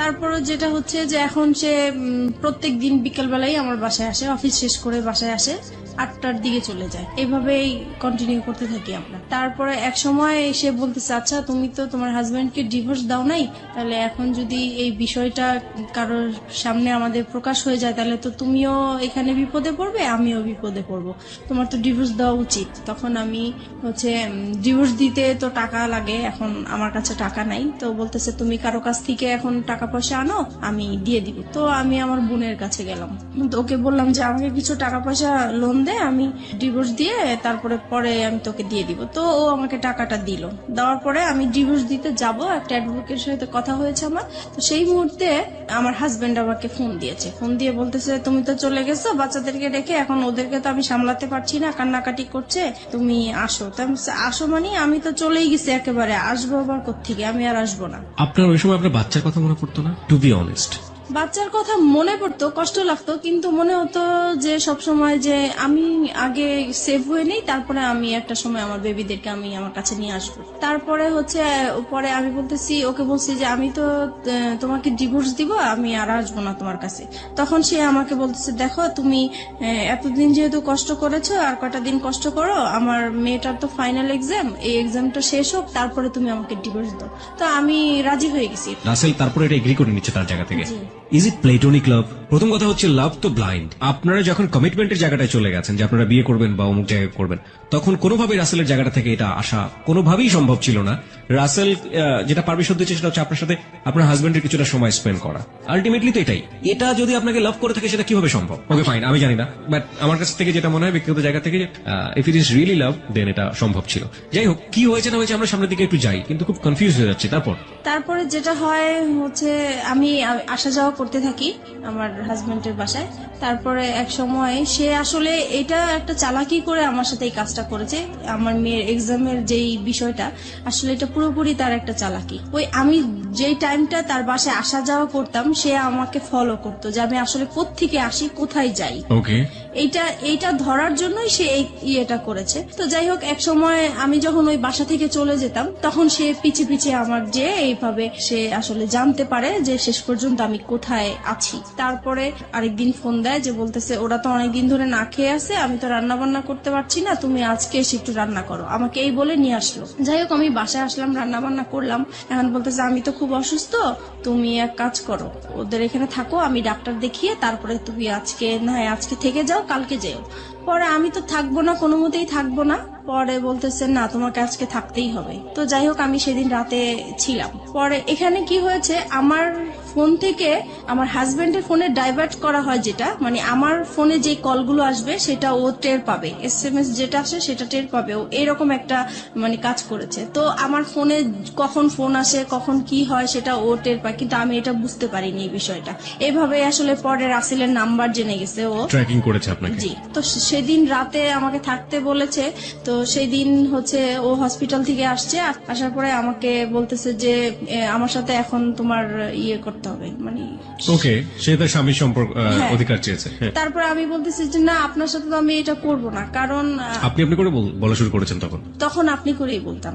তারপরে বলতেছি যে না আমি তো আপনার সাথে এই কাজ করতে পারবো না। তখন বলছে কেন করতে পারবো না, তুমি এখন পর্যন্ত আমার ওয়াইফ। পরে আমি বলেছি যে না আমি করব না, তো করবোই না। এখন করব না দেখে সে আমাকে প্রচুর মারধর করলো, যে মশা মারে যে ব্যাট গুলো আছে সেই ব্যাট দিয়ে আমাকে পুরো ব্যাটটা ভেঙে ফেলে আমার শরীরের উপরে। পরে আমার নখ উল্টে যায়, আমার শরীর থেকে রক্ত পড়তে থাকে টপ টপ করে, অনেক মারলো। তারপরে আমাকে বলতেছে যে তুই কোথায় কি করিস, কোথায় থাকিস, সবকিছুই আমি জানি। নাও কাম টু দ্য পয়েন্ট। এতদিন তুই আমাকে আমার সাথে কোনো শারীরিক সম্পর্ক করিসনি, সেটার কারণটা আমি এখন খুঁজে পাইছি। তোর বাইরেই চাহিদা মিটে আসিস, এখন আমি বুঝতে পারছি। আজকের পর থেকে তুই এই ঘর থেকে কোথাও বের হইতে পারবি না, তুই এখানেই থাকবি। আমি তো প্রচুর কান্নাকাটি করতেছি, আমার কান্নাকাটি দেখে আমার বাচ্চারা ভয় পেয়ে গেছে, ওরাও কান্নাকাটি করতেছে। তারপরে আমি বলতেছি যে এখন আমাকে যেতে দেন, নাহলে যে কোনো বিপদ হবে। পরে বলতেছে যে না তোকে আমি যাইতে দিব না, তোকে আমি আটকায় রাখবো। আমার মোবাইল আমার পার্স সবকিছু লক করে দিয়ে, আমাকে পর্যন্ত লক করে দিয়ে সে কোথায় কোথায় জানি 2 দিন ঘুরে আসলো।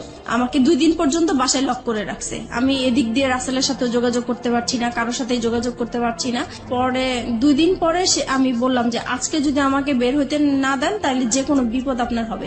আর আমার মেয়েটা বলতেছে বাবা মাকে যেতে দাও, আর মাকে মেরো না, মাকে যেতে দাও, মা যেখানে ভালো লাগে মা সেখানেই চলে যাক, তুমি মাকে আর মেরো না। তো আমার মেয়ের কথা শুনে সে আমাকে ছেড়ে দিল। তারপরে আমার মোবাইল আমার পার্স দিল, আমি চলে আসছি। এই ফাঁকে সে কি করেছে, এই যে 2টা দিন সে যে বাইরে ছিল, সেই 2টা দিন হচ্ছে যে আমি যেই বাসায় ছিলাম সেই বাসায় এসে সে সবকিছু দেখিয়েছে। আমার বাচ্চা আছে, আমার বিয়ে হয়েছে, তার সাথে সবকিছু তাদেরকে দেখিয়ে বলছে যে সে এখন পরকীয়া করে এই লোকটার সাথে এখন থাকতেছে, আপনারা যদি আমাকে হেল্প করেন তাহলে আমি তাদেরকে একসাথে ধরতে চাই। তো আমার যে বাসায় আমি ভাড়া নিয়েছি সেই বাড়িওয়ালার ওই এলাকার কিছু বকাটে ছেলেদেরকে হাতে করেছে। তারপরে হচ্ছে আমি বলতেছে যে ও যখনই আপনার বাসায় আসবে সাথে সাথে আমাকে ফোন দিবেন, আমি চলে আসব। পরে আমি তো বাসায় যাওয়ার পরে সাথে সাথে রাসেলকে ফোন দিলাম যে তাহলে তুমি আসো বিকালে, এসে আমাকে ডিভোর্সের টাকাটা দাও, আমি ওকে ডিভোর্স দিব। তো ও পরে বিকালবেলা আসছে। এই সময় আমার বাড়িওয়ালা কি করছে, আমার হাজবেন্ডকে ফোন দিয়ে দিছে। পরে আমার হাজবেন্ড তো 2 বাচ্চাকে নিয়ে ক্যামেরা নিয়ে চলে আসছে, আমাদের ছবি তুলবে, পেপারে দিবে, এই সেই। তারপরে এই লোকজন আসলো হুড় হুড় করে আমার বাসায় আসলো। আমি তো পুরো ভয় পেয়ে গেছি। আমি তো তাকে দেখে অবাক যে সে কিভাবে আমার বাসা চিনলো, কিভাবে আসলো। পরে আমাদের 2 জনের মোবাইল ছিল, মোবাইলটা সে হাতে করে নিয়ে গেল, মোবাইল দিল না। তারপরে রাসেলকে সে মারধর করলো।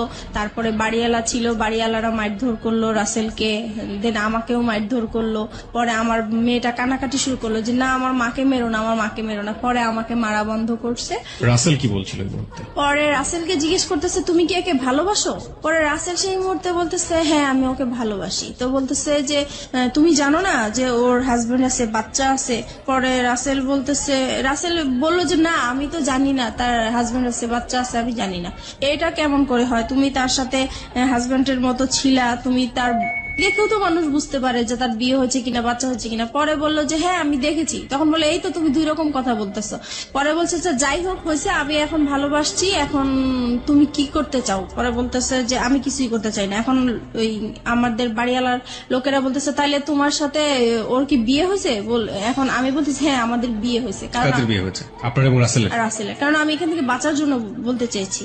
আপনি বললেন যে রাসেলের সাথে আপনার বিয়ে হয়ে গেছে, মানে আপনার এক একজন এক এক রকমের কথা বলতেছেন, দিকবিদিক হারা যাকে বলে। বলে। জি। তারপর মানে ওই মুহূর্তে কি বলবো, কি বললে বাঁচতে পারবো এটা আসলে বুঝতে পারছি এবং না। সবকিছু হচ্ছে আপনার ছেলে মেয়েদের সামনে। জি। আপনার মেয়ের বয়স কত তখন? আর তখন আমার মেয়ের বয়স 9 বছর।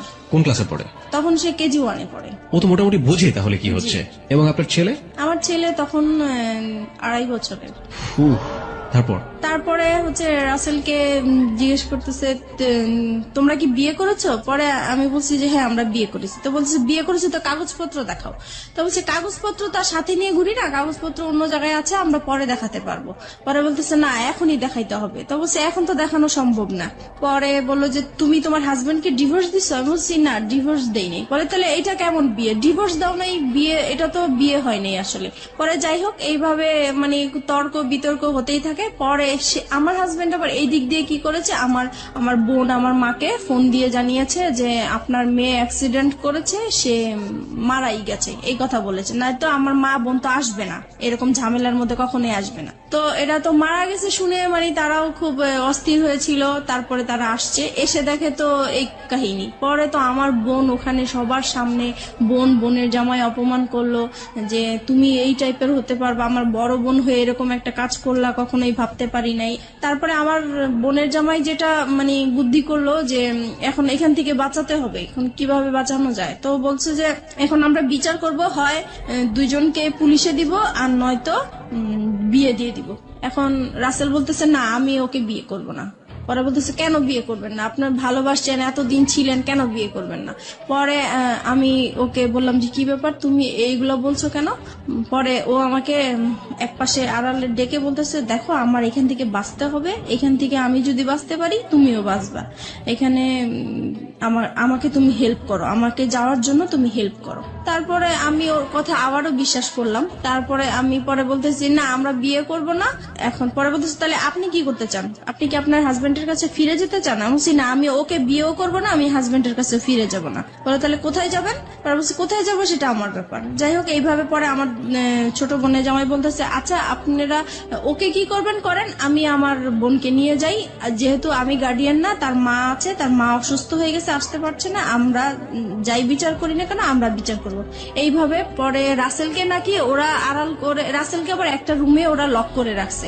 তারপর কিছুক্ষণ পরে রাসেলকে বলতেছে তোমার অ্যাড্রেস লিখো, তোমার ফোন নাম্বার লিখো, তোমার মা বাবাকে ডাক দাও, তারা আসুক, তারপরে তারা ছুটাই নিয়ে যাক। এখন রাসেলকে অ্যাড্রেস লিখতে বলছে, রাসেল অ্যাড্রেস লিখছে। তো এখন ওরা আবার চালাকি করে বলতেছে কি যে অ্যাড্রেস একবার লিখছে ওকে আরেকবার লিখতে দেন, মানে পরের বারও কি ঠিক লিখে কিনা বা ভুল লিখে কিনা এটার জন্য পরের বারও দেখে যে একই রকম অ্যাড্রেস লিখছে। যাই হোক তারপরে রাসেলকে একটা রুমে লক করে রাখছে। ওই আমাদের বাড়িওয়ালাটা কি করছে, ওই রুমটাতে যে রাসেলের সাথে কি যেন ফিস করে কথা বলার পরে রাসেলকে ছেড়ে দিল। পরে মানে বাড়িওয়ালাটা এসে বলতেছে যে না আসলে ছেলের কোনো দোষ নাই, ছেলে খুব ভালোই ছিল, ছেলেকে ছেড়ে দেন। পরে রাসেলকে ছেড়ে দিল। ছেড়ে দেওয়ার পরে আস্তে আস্তে পরে বাড়িওয়ালা আমার মাথায় আবার হাত টাত বুলিয়ে বলতেছে যাও মা তুমি চলে যাও, এইভাবে তুমি বাচ্চাদেরকে ছেড়ে আসছো, তোমার লাইফ তো চলেই গেছে, এখন বাচ্চাদের জীবন, বাচ্চাদের দিকে তাকিয়ে হলেও তুমি এরকম স্বামীর সংসার করতেই হবে তোমার। পরে যাই হোক আমার বোনের জামাই আমাকে নিয়ে আসলো, বাচ্চা দুইটা ওর বাবার সাথে চলে গেল আর রাসেল তো আগেই বের হয়ে গেল। তারপরে আমি আমার মার বাসায় চলে আসলাম। এখন মার বাসায় আসার পরে আমি রাসেলকে ফোন দিলাম, পরপরই আমি রাসেলকে ফোন দিলাম যে দেখো তুমি এরকম কেন করলা, ওখানে তুমি আমাকে চিনোই না, এই না সেই না। তখন সে মানে খুব রাগী হয়ে আমাকে বলতেছে যে দেখো আমি তোমার সাথে এতদিন সম্পর্ক করছি, আমি তোমাকে সত্যিই ভালোবাসছিলাম, কিন্তু তোমার জন্য আমি এত বড় অপমান হবো আমি কখনোই কল্পনা করতে পারি নাই। আজ পর্যন্ত আমার মা আমাকে তুই করেও বলে নাই, মারবে তো দূরের কথা, সেইখানে আমি তোমার জন্য রাস্তার মানুষের কাছে মার খেয়েছি, বকা খেয়েছি, আমি আর তোমার সাথে কোনো রকমই সম্পর্ক করব না, তুমি তোমার মতো চলো আমি আমার মতো চলি। তো আমি বলছি দেখো এখন তোমার জন্য আমি রাস্তায় বের হয়েছি, আজকে আমার ঘর ছাড়লাম, সন্তান ছাড়লাম, তাহলে এখন আমি কোথায় যাব? বলতেছি তুমি কোথায় যাবা কি করবে একান্তই তোমার ব্যাপার, আমি আর তোমার সাথে নাই। আপনি এগেইন এই সেন্টেন্সটা রিপিট করেন, আপনি কি বললেন? তোমার জন্য? বলতেছি তোমার জন্য আমি ঘর ছাড়লাম, সংসার ছাড়লাম, সন্তানদেরকে ছেড়ে তোমার আশায় আমি রাস্তায় বের হলাম, এখন তুমি বলতেছো যে তুমি আমাকে চিনো না, আমার দায়িত্ব নিবা না, তাহলে আমি এখন কোথায় যাব?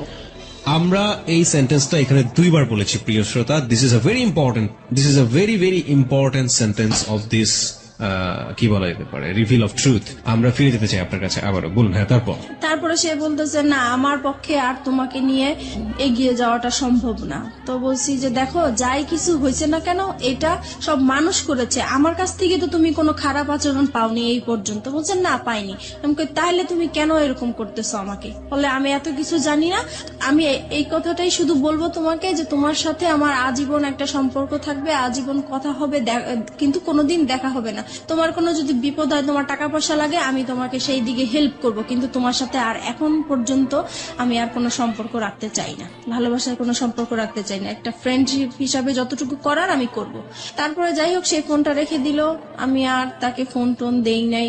আমার মন খুব খারাপ। এইদিকে মা আমাকে প্রচুর গালাগালি করতেছে, আমার ছোট বোন আমাকে গালাগালি করতেছে, আমার খুবই খারাপ লাগতেছে। শুধু মনে হচ্ছে যে আমার এখন মরে যাওয়াই উচিত, এছাড়া আর কিছু করা উচিত না। কিন্তু কি আর করবো বুঝতেছি না। একদিন পরে আমি তাকে আবার ফোন দেই, রাসেলকে ফোন দেই, খুব কান্নাকাটি করে আমি তাকে বলতেছি দেখো যেভাবেই হোক তুমি আমাকে ভুল বুঝো না, তুমি এখন আমি কি করবো, আমি তোমাকে ছাড়া বাঁচবো না, তোমাকে এত ভালোবেসে ফেলছি, আমি তোমাকে ভুলতেও পারছি না, ভোলা সম্ভব না, আমি এখন কি করব, তুমি একটা উপায় আমাকে দাও, তুমি যেভাবেই হোক তুমি একটা কিছু করো। আর বলতেছে না আমি আর কোনো মতেই তোমার সাথে সম্পর্ক কন্টিনিউ করতে চাই না। অনেক বুঝিয়েছি, সে কোনোভাবেই কিছু করবে না। যাই হোক আমি পরে কি করব, বাসায় এইভাবে আসি। মা আমাকে বলতেছে যে তুমি এখন আমার ঘর থেকে বের হয়ে যাও, তোমার মতো মেয়ে আমার দরকার নাই, যেখানে আমাদের এই এলাকার মধ্যে কোনোদিন কেউ একটা খারাপ কথা বলতে পারে নাই। আজকে তোমার জন্য এলাকা তোমার হাজবেন্ড যখন আইসা বলছে যে তুমি মারা গেছো, আমি রাস্তায় ছিলাম, সেই রাস্তার মধ্যে আমি অজ্ঞান হয়ে পড়ে গেছি, সেখানে মানুষজন জিজ্ঞেস করছে কেন এরকম হয়েছে, সবাই জেনে গেছে, এখন আমি এই মুখ আমি কিভাবে দেখাবো, তোমার জন্য আজকে আমি এত অপমান হলাম, আমি তোমার মতো মেয়ে আমার দরকার নেই, এরকম বললো। পরে এখন আমি ভাবছি কি মার রাগ উঠেছে, হয়তো বা রাগ কমে গেলে পরে ঠিক হয়ে যাবে, কিন্তু না, একদিন দুদিন হয়ে গেল সে আমার সাথে কোনো কথাও বলে না, আমি খেয়েছি কিনা সেটাও জিজ্ঞেস করে না। পরে আমার কাছে খুবই খারাপ লাগলো। পরের দিন সকালবেলা সে কি করলো, আমার যত জিনিসপত্র আছে সবই সে ঘর থেকে বের করে দিল। এখন আমাকেও বলতেছে যে এখন বের হয়ে যাওয়ার জন্য। পরে শেষ মুহূর্তে আমি আবার রাসেলকে ফোন দিলাম যে দেখো আমি তো মার বাসায় আশ্রয় নিলাম, এখন মাও আমাকে বের করে দিচ্ছে, এখন আমি কি করব? বলে তুমি কি করবে এটা তোমার ব্যাপার, তুমি আজকের পর থেকে আমাকে আর ফোন দিবা না। তারপরে এইভাবে এখন আমি কি করব, পরে শেষ পর্যন্ত আমি আমার হাজবেন্ডকে ফোন দিলাম। এখন চিন্তা করলাম যে আমার তো আর কোথাও যাওয়ার জায়গা নাই, এখন আমার সেইখানে ছাড়া আর কোথাও যাওয়ার জায়গা নাই, কি করব এখন? পরে ওকে ফোন দিলাম, ও বলতেছে যে তুমি এখন কি করতে চাও? এখন বলছি যে আমি আপনার সংসারে ফিরে যেতে চাই। বলছে যে ঠিক আছে তাহলে আসো, তোমার জন্য তো আমার রাস্তা সবসময় খোলা। তখন আমি বলছি যে একটা শর্ত আছে। বলতেছি কি শর্ত? আমি বলছি কি আপনার সাথে আমি মানে যাব, আবার নতুন করে সংসার করব, ঠিক আছে, কিন্তু আমি আপনার সাথে কোনো স্বামী স্ত্রী সম্পর্ক রাখতে পারবো না। পরে বলছে এটা কেমন কথা, মানে হাজবেন্ড ওয়াইফ থাকবো, সবাই জানবে, অথচ তোমার আর আমার মাঝে স্বামী স্ত্রী কোনো সম্পর্কই থাকবে না, এটা তো হবে না। পরে আমি বলছি না, এটা যদি মেনে নেন তাহলে আমি আপনার সংসারে ফিরে যাবো, নাহলে যাবো। পরে সে বললো যে ঠিক আছে আমি রাজি। এখন সে হুট করে রাজি হয়ে গেল। যাই হোক আমি যে উকিলের কাছে গিয়েছিলাম ডিভোর্সের জন্য, সেখানে যে আবার ক্যান্সেল করলাম, দুইজনে গেলাম, পরামর্শ নিলাম। উকিল বলল যে তোমরা ভালো হয়ে চলো, যে কোনো বিপদ হলে আমাকে আবার ফোন দিও। এত কিছুর পরও আপনার হাজবেন্ড আপনাকে মানলো, মেনে নিল। এবং এই মেনে নেওয়াটাকে আপনি ওই মুহূর্তে কি হিসেবে দেখেছেন? ওই মুহূর্তে দেখেছি যে না আসলে সেই ভালো, আমি যত অন্যায় করেছি কিন্তু সে তো আমাকে মেনে এবং নিয়েছে। আপনি এমন একটা কন্ডিশন তাকে দিলেন যেটা কোনো হাজবেন্ডই কখনোই মানবে না, আপনি সেই কন্ডিশনও সে মেনে নিল এত কিছুর পরে। জি। তারপরে গেলাম।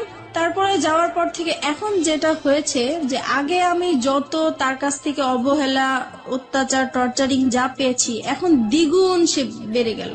এখন সে কথায় কথায় আমাকে বলে এতদিন তো তুই বেটা নিয়েছিলি, এখন কেন এই সেই, মানে বিভিন্ন টাইপের খারাপ ভাষায় গালাগালি করে। তারপরে খুব মারধর, আবারও সেই রকম মারধর। আমার মেয়েটা তখন তো বড় হয়ে গেছে, আমি আমার বাচ্চাদেরকে নিয়ে আলাদা ঘুমাই, সে আলাদা রুমে ঘুমায়। তো সেই মুহূর্তে আমার বাচ্চাদের সামনে এসে সে আমাকে খুব জোর জবরদস্ত করে, সে আমাকে খুব মারধর করে। আবারও সেই আগের মতো মারামারি। রুম কয়টা ছিল আপনাদের? একটাই রুম? না, আমাদের রুম ছিল 4টা। বাসা যে বাসায় ভাড়া থাকতেন সে বাসায় 4টা রুম? আপনাদের পার্সোনাল রুম কয়টা টোটাল? আমাদের পার্সোনাল রুম তো একটাই, মানে ওই রুমের মধ্যেই বাচ্চা কাচ্চা এবং আপনারা থাকতেন?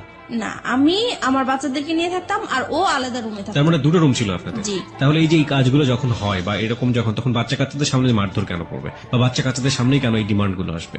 সে মানে আমাকে বলতো তার রুমে যাওয়ার জন্য, আমি যেতাম না, তাই তখন আপনার রুমে চলে আসতো? আমার রুমে চলে আসতো। তারপরে যেটা হয়েছে মানে এরকম জোর করতো, একটা সময় আমার বাচ্চারা জাগনা থাকতো তারপরেও সে জোর জবস্ত করতো। আমি তাকে এত বলতাম যে দেখেন আমার বাচ্চাগুলো আছে, ওরা তো বুঝতেছে, কেন আপনি ওদের সামনে এরকম করতেছেন? বলতেছে তুই তো খারাপ হয়ে গেছিস, তুই যে খারাপ এটা ওরা জানার দরকার আছে, ওদের বোঝার দরকার আছে, সেই জন্য এরকম করি। তারপরে থেকে কি হতো, আমি রাতে আর ঘুমাতাম না, আমি সারা রাত জেগে থাকতাম। আমার সারাক্ষণ ভয় করতো যে সে কখন আসে, কখন মারধর করে, তাই ঘুমাতাম না। এক সময় সে আমার বালিশ, আমার কাঁথা এগুলো নিয়ে যেত যেন আমি ঘুমাতে না পারতাম। সে মানে ফ্যান বন্ধ করে রাখতো, লাইট জ্বালায় আপনি এরকম রাখতো। ক্রেজি কেন হয়ে গেলেন? আপনি স্বামী হিসেবে তাকে মানছেন, স্বামীর অধিকার তাকে দিচ্ছেন না কেন? কারণ দিচ্ছি না, আমার শুধুই এটা মনে হচ্ছে যে তার জন্যই আমি আমার রাসেলকে হারালাম। সেই মুহূর্তে রাসেলকে মানে ভুলতে পারছি না, রাসেলের জন্য আমার খুব কষ্ট হচ্ছে। যেখানে প্রত্যেক দিন আমি রাসেলের সাথে দেখা হয়, একদিন দেখা না হলে আমার খুব কষ্ট হয়। সেই মুহূর্তে তার সাথে আমার কথা হচ্ছে না, দেখা হচ্ছে না, আর সে মানে রাসেল আমার সাথে এরকম বিহেভ করলো একমাত্র তার জন্যই, এটা মনে হয়েছিল আমার তখন সেই মুহূর্তে। চলুন আমরা ফিরে যাই মিতার কাছে। মিতা, যে জায়গাটিতে আমরা ছিলাম, আপনি বলছিলেন যে আপনার হাজবেন্ডের সাথে, তখনও তিনি আপনার হাজবেন্ড, যদিও আপনি মন থেকে মানতে পারেন না, আপনার কাছে ওনার স্বামীর অধিকার চাওয়াটাই স্বাভাবিক, সেটা আপনি দিতে পারতেন না। এবং সেখানে খুব সহজ সরল একটা কথা আপনি বলেছিলেন একটু আগে, যেটা অনেকেই স্বীকার করবেন না। The real hard truth is যে ওই ছেলেটা, যে ছেলেটার সাথে আপনার অ্যাডাল্টারি সম্পর্ক, অ্যাডাল্টারি মানে অনেকেই বুঝবেন বাংলাতে হয়তো পরকীয়া বলে এটাকে, ওই অ্যাডাল্টারি সম্পর্কের এক ধরনের লাভ বলতেছেন আপনি সেটাকে, এবং মনে হতো যে ওই ছেলেটাকে তো সরে যাওয়ার পেছনে এই আমার হাজবেন্ডই দায়ী। তারপর হচ্ছে এরকম জোরাজোরি করতে থাকে। একদিন আমি বলেছিলাম যে আসলে আমার মনটা তো খুব খারাপ, আমার শারীরিক অবস্থা খারাপ, মানসিক অবস্থা খারাপ, এর জন্য হচ্ছে না, আমি একটু সুস্থ হয়ে নেই। তো বলতেছে তো কি করা উচিত? তো আমি বলতেছি তাহলে আমার একটু ডাক্তারের কাছে যাওয়া উচিত, মানসিক ডাক্তারের কাছে যাওয়া উচিত। তো সে বললো ঠিক আছে তাহলে যাও তুমি। পরে আমি পিজি হসপিটালে যাই, ওখানে দেখাই একজন বিশেষজ্ঞকে। তারপরে সব কথাই উনাকে বললাম, উনি আমাকে প্রেসক্রিপশন করে দিল, আমাকে নিতে বললো। আমি ওই হসপিটালে গিয়েছিলাম, তো ওখানে জ্যামের জন্য আমি কিছু সময় আর কি ব্যয় হয়েছে আমার, তো আসতে দেরি হচ্ছিল। আমাকে ফোনের উপরে ফোন করে যাচ্ছে, ফোনের উপর ফোন করে যাচ্ছে। তো আমি বলতেছি আমি তো জ্যামে পড়ে আছি, এজন্য আসতে দেরি হয়েছে। পরে যাই হোক বাসায় আসলাম, আসার পরে সে কি করলো, আমাকে টেনে নিয়ে অন্য একটা তার রুমে নিয়ে গেল, নিয়ে যে আমার মানে কাপড় চোপড় যা আছে সব খুলে আমাকে চেক করতে লাগলো। তো আমি বললাম কি ব্যাপার, আপনি এরকম করছেন কেন? বলতেছে তুই এত দেরি করলি কেন, নিশ্চয়ই তুই কারোর সাথে কিছু করে আসছিস, সেটাই আমি চেক করছি। তখন এইভাবে আর কি পরে আরো অশান্তি, সেই দিন আমাকে খুব মারধর করলো। পরে আমি চিন্তা করলাম যে না আমি আর থাকবো না, কিন্তু থাকবো না তো কোথায় যাব বুঝতেছি না। পরে সেদিন রাতে আবার সে কোথায় জানি ছিল, বাসায় আসা নেই। পরে সেদিন রাতে আমি আবার মনে হলো যে আমি একটু রাসেলকে ফোন দিই, একটু ট্রাই করে দেখি আমার। পরে আমার কাছে একটা ফোন ছিল, আমি লুকিয়ে রাখছিলাম ওইটা, আমার তো এমনিতে ফোন টোন সব নিয়ে গেছে। তারপরে যেটা ছিল সেটা আমি লুকিয়ে রাখছি, ওইটা বের করে আমার আলাদা একটা সিম ছিল, ওইটা দিয়ে আমি রাসেলকে ফোন দিয়েছি। পরে ফোন দেওয়ার পরে রাসেল কি করলো, মানে খুব কান্নাকাটি, মানে কান্না কান্না কণ্ঠে সে আমার সাথে কথা বললো, আর আমি তো কান্না করতেছি। পরে আমি বলতেছি যে কি ব্যাপার, কেমন আছো? তো সে বলতেছে যে আমি তো ভালো নাই, তোমাকে ছাড়া আমি কিভাবে ভালো থাকবো? তো এটা শুনে আমার আরো বেশি কান্না করলো, কারণ তার প্রতি এখনো আমার ভালোবাসা আছে। তো আমি বলছি কি ব্যাপার, তুমি এরকম কথা বলছো কেন? তোমার জন্যই তো আজকে আমি এখানে চলে আসছি, তুমি কেন এই ধরনের কথা বলতেছে? বলে যে আমি তো তখন বুঝতে পারি নাই, তুমি চলে গেলে আমার এতটা কষ্ট হবে, আমি আসলেই খুব কষ্টে আছি। তো বলছি দেখো আমিও তো কষ্টে আছি, আগে যেরকম যন্ত্রণা করতো তার চাইতে এখন আরো বেশি বেড়ে গেছে, তাই আমি থাকতে পারছি না। পরে বলতেছে তাহলে তুমি এক কাজ করো, তুমি আর একটা মাস থাকো, একটা মাস পরে আমি তোমাকে যে কোনো একটা কিছু করব। তো আমি বলছি দেখো আমার কাছে, আমি যদি একটা মাস থাকি তাহলে আমার এখানে লাশ বের হবে, আমি আর থাকবো না, ও যেভাবে আমাকে টর্চার করতেছে। পরে বলতেছে তাহলে তুমি কি করতে চাও? এখন আমি বলছি কি দেখো আমি ওকে আজকেই বের হয়ে যেতে চাই, বের হয়ে ওকে আমি একটা ডিভোর্স দিয়ে দিব সাথে সাথেই। তারপরে আমি কারো কাছে ধরো এক মাস, তুমি যেহেতু সময় নিতে চাচ্ছ, এক মাস আমি কোথাও আশ্রয় নিব, তারপরে তুমি যেটা করবে আমি সেটাই প্রস্তুত থাকবো। পরে বলতেছে যে ঠিক আছে তাহলে তুমি যেটাই করো ভেবে চিন্তে করো। পরে আমি কি করলাম, পরে আমি এখন বের হয়ে যাব। পরের দিন চিন্তা করছি, কাপড় চোপড় নিয়েছি, মানে পরেছি। এখন সে আমার পার্টস আর মোবাইল তো আটকে রাখছে, আমি তো নাম্বার কারোর সাথে যোগাযোগ করবো বা কিছু সেই রকম কোনো ব্যবস্থা নাই। পরে আমি বলতেছি আমার পার্টস দেন, আমি একটু বাইরে যাব। সে বলে বাইরে কোথায়? আমি বাইরে আমার একটু কাজ আছে, আমি যাব। সে আমাকে যেতেই দিবে না। পরে এটা নিয়ে অনেক মারধর হইলো। তারপরে বিকাল দিকে বলতেছে কি যে আচ্ছা ঠিক আছে আপনার পার্টস, আপনার মোবাইল আমি সবই দিব, কিন্তু এখানে হচ্ছে আমার কথা শুনতে হবে। আমি কি যে কালকে আমরা আমার মেয়েটা যখন ওই বাইরে যেতে চাচ্ছে, তাহলে কালকে আমরা ঘুরতে যাই, তারপরে আপনি যা বলবেন তাই আমি শুনবো। তা বলছে ঠিক আছে, তাহলে আমার মোবাইল আমার পার্টস আমার কাছে দিয়ে দিতে হবে। বলছে ঠিক আছে দিয়ে দিব। পরে আমি এই ইয়েতে সেদিন শুক্রবার ছিল স্কুল বন্ধ ছিল, তো সেই ফাঁকে আমরা ঘুরতে বের হয়েছি। আর আমার উদ্দেশ্য ছিল যে আমি কোন রকম ঘর থেকে বের হতে পারলেই হয়েছে। এই পরে আমি ওদের সাথে এর জন্য রাজি হয়েছি যাওয়ার জন্য। পরে আমি যখন বাইরে বের হওয়ার পরে কিছু দূর আসার পরে আমি বলতেছি আপনারা আপনাদের মতো যান, আমি আমার মতো যাই। সে তো এই খেপে গেছে, কি ব্যাপার, মানে কি বলতে চাচ্ছ? আমি আর আপনাদের সাথে যাব না। কোথায় যাব? আমি আমার মতো যাব। কোথায় যাব? আমি যেখানেই যাই, আমি আপনার সাথে আর যাবো না, আপনার সাথে থাকবো না।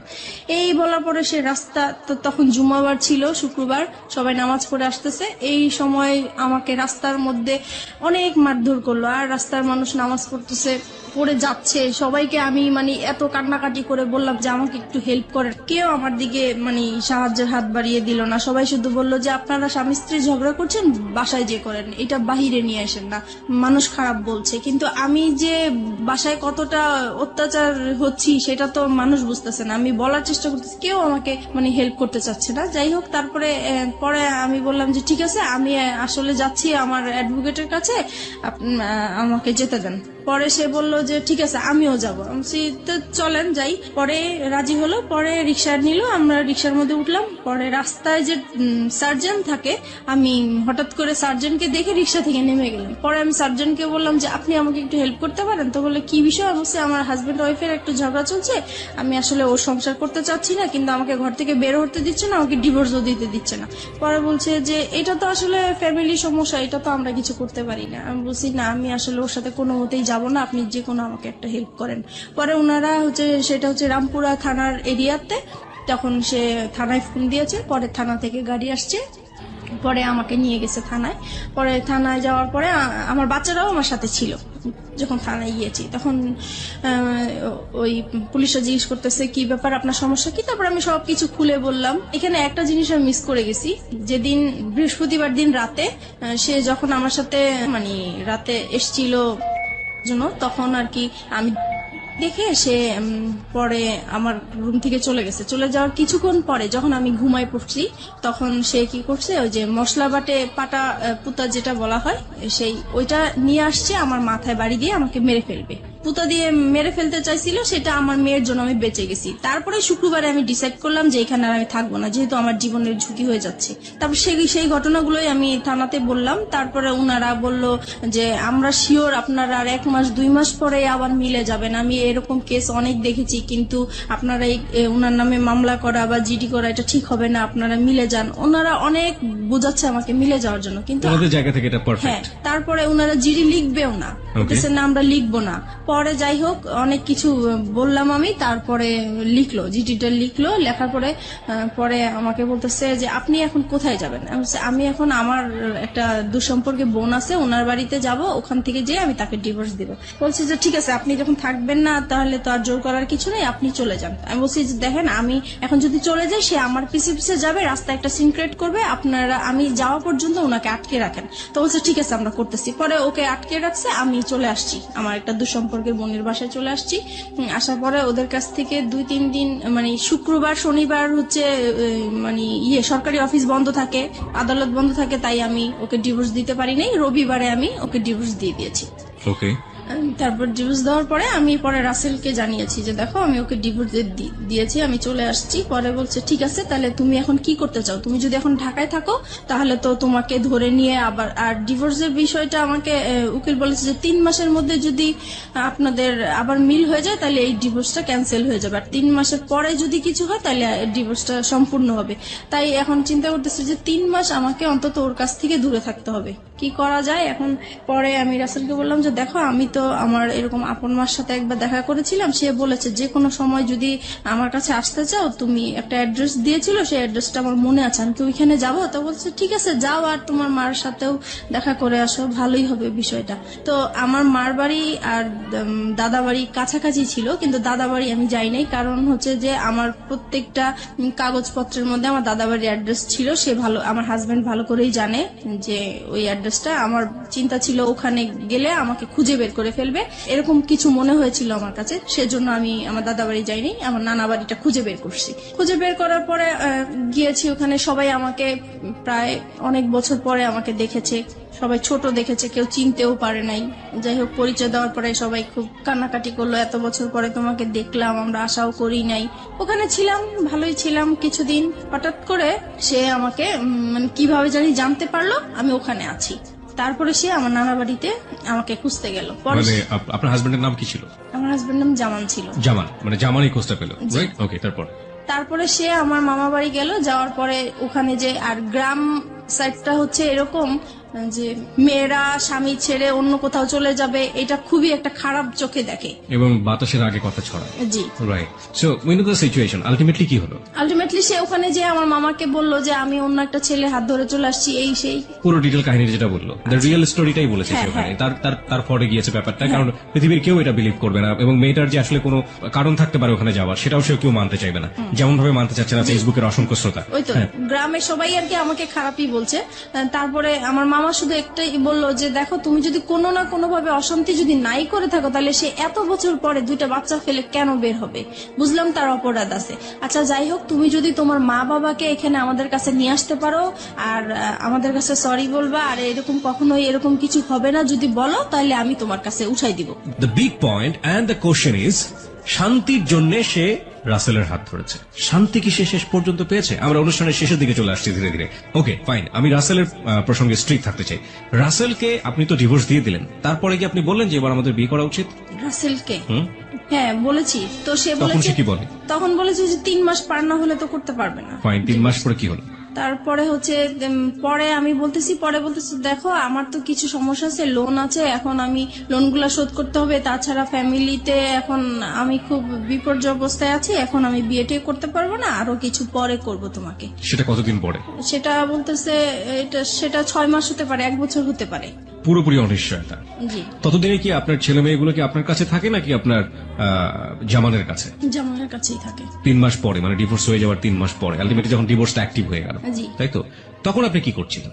তখন আমি হচ্ছে মানে জায়গায় জায়গায় আশ্রয় নিয়ে বেড়াচ্ছি, যেহেতু আমার নানা বাড়ি চিনে ফেলেছে, নানা বাড়ি আর থাকা যাবে না, সেজন্য আমি, আমার মা থাকতো ঢাকায় গাজীপুরে চলে গিয়েছি।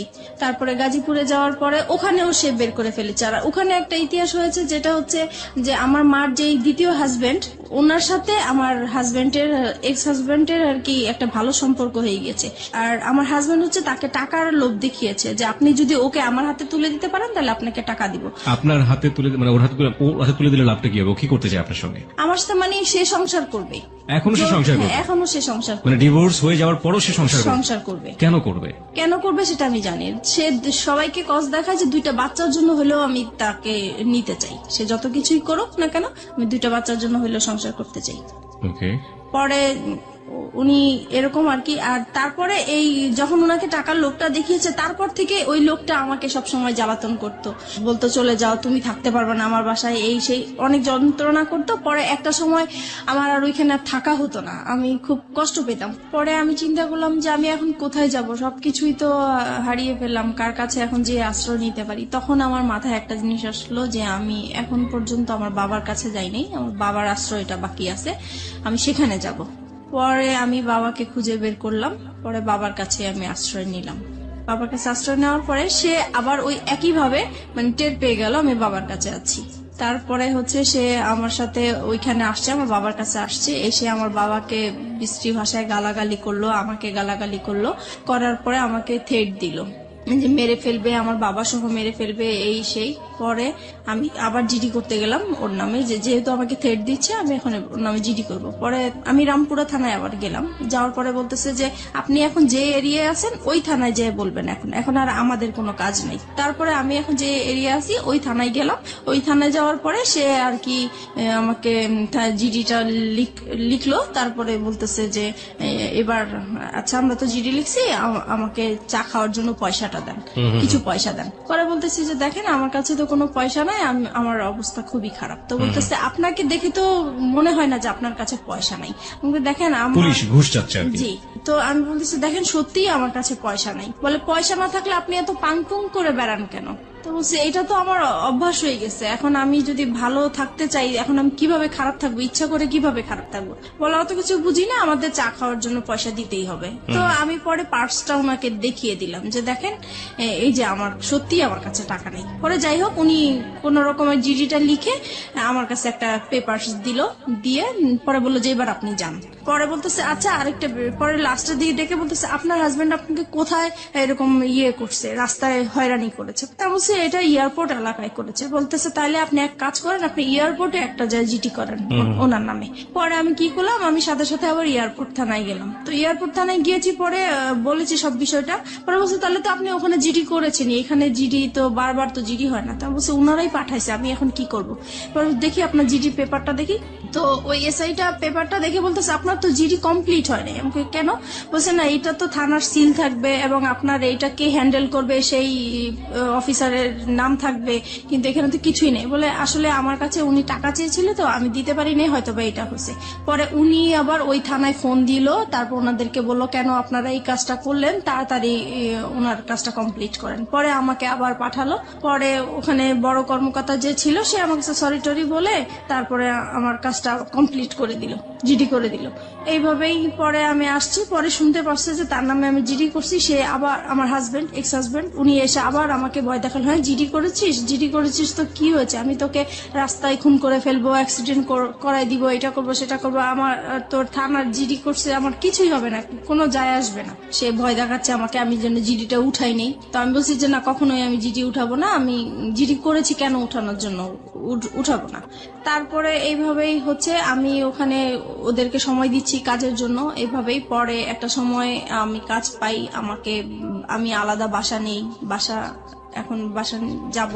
এই সময় আমার বাবা একদিন রাত্রেবেলা খুব অসুস্থ হয়ে যায়। অসুস্থ হওয়ার পরে আমার বাবা ব্রেন স্ট্রোক করে মারা যায়।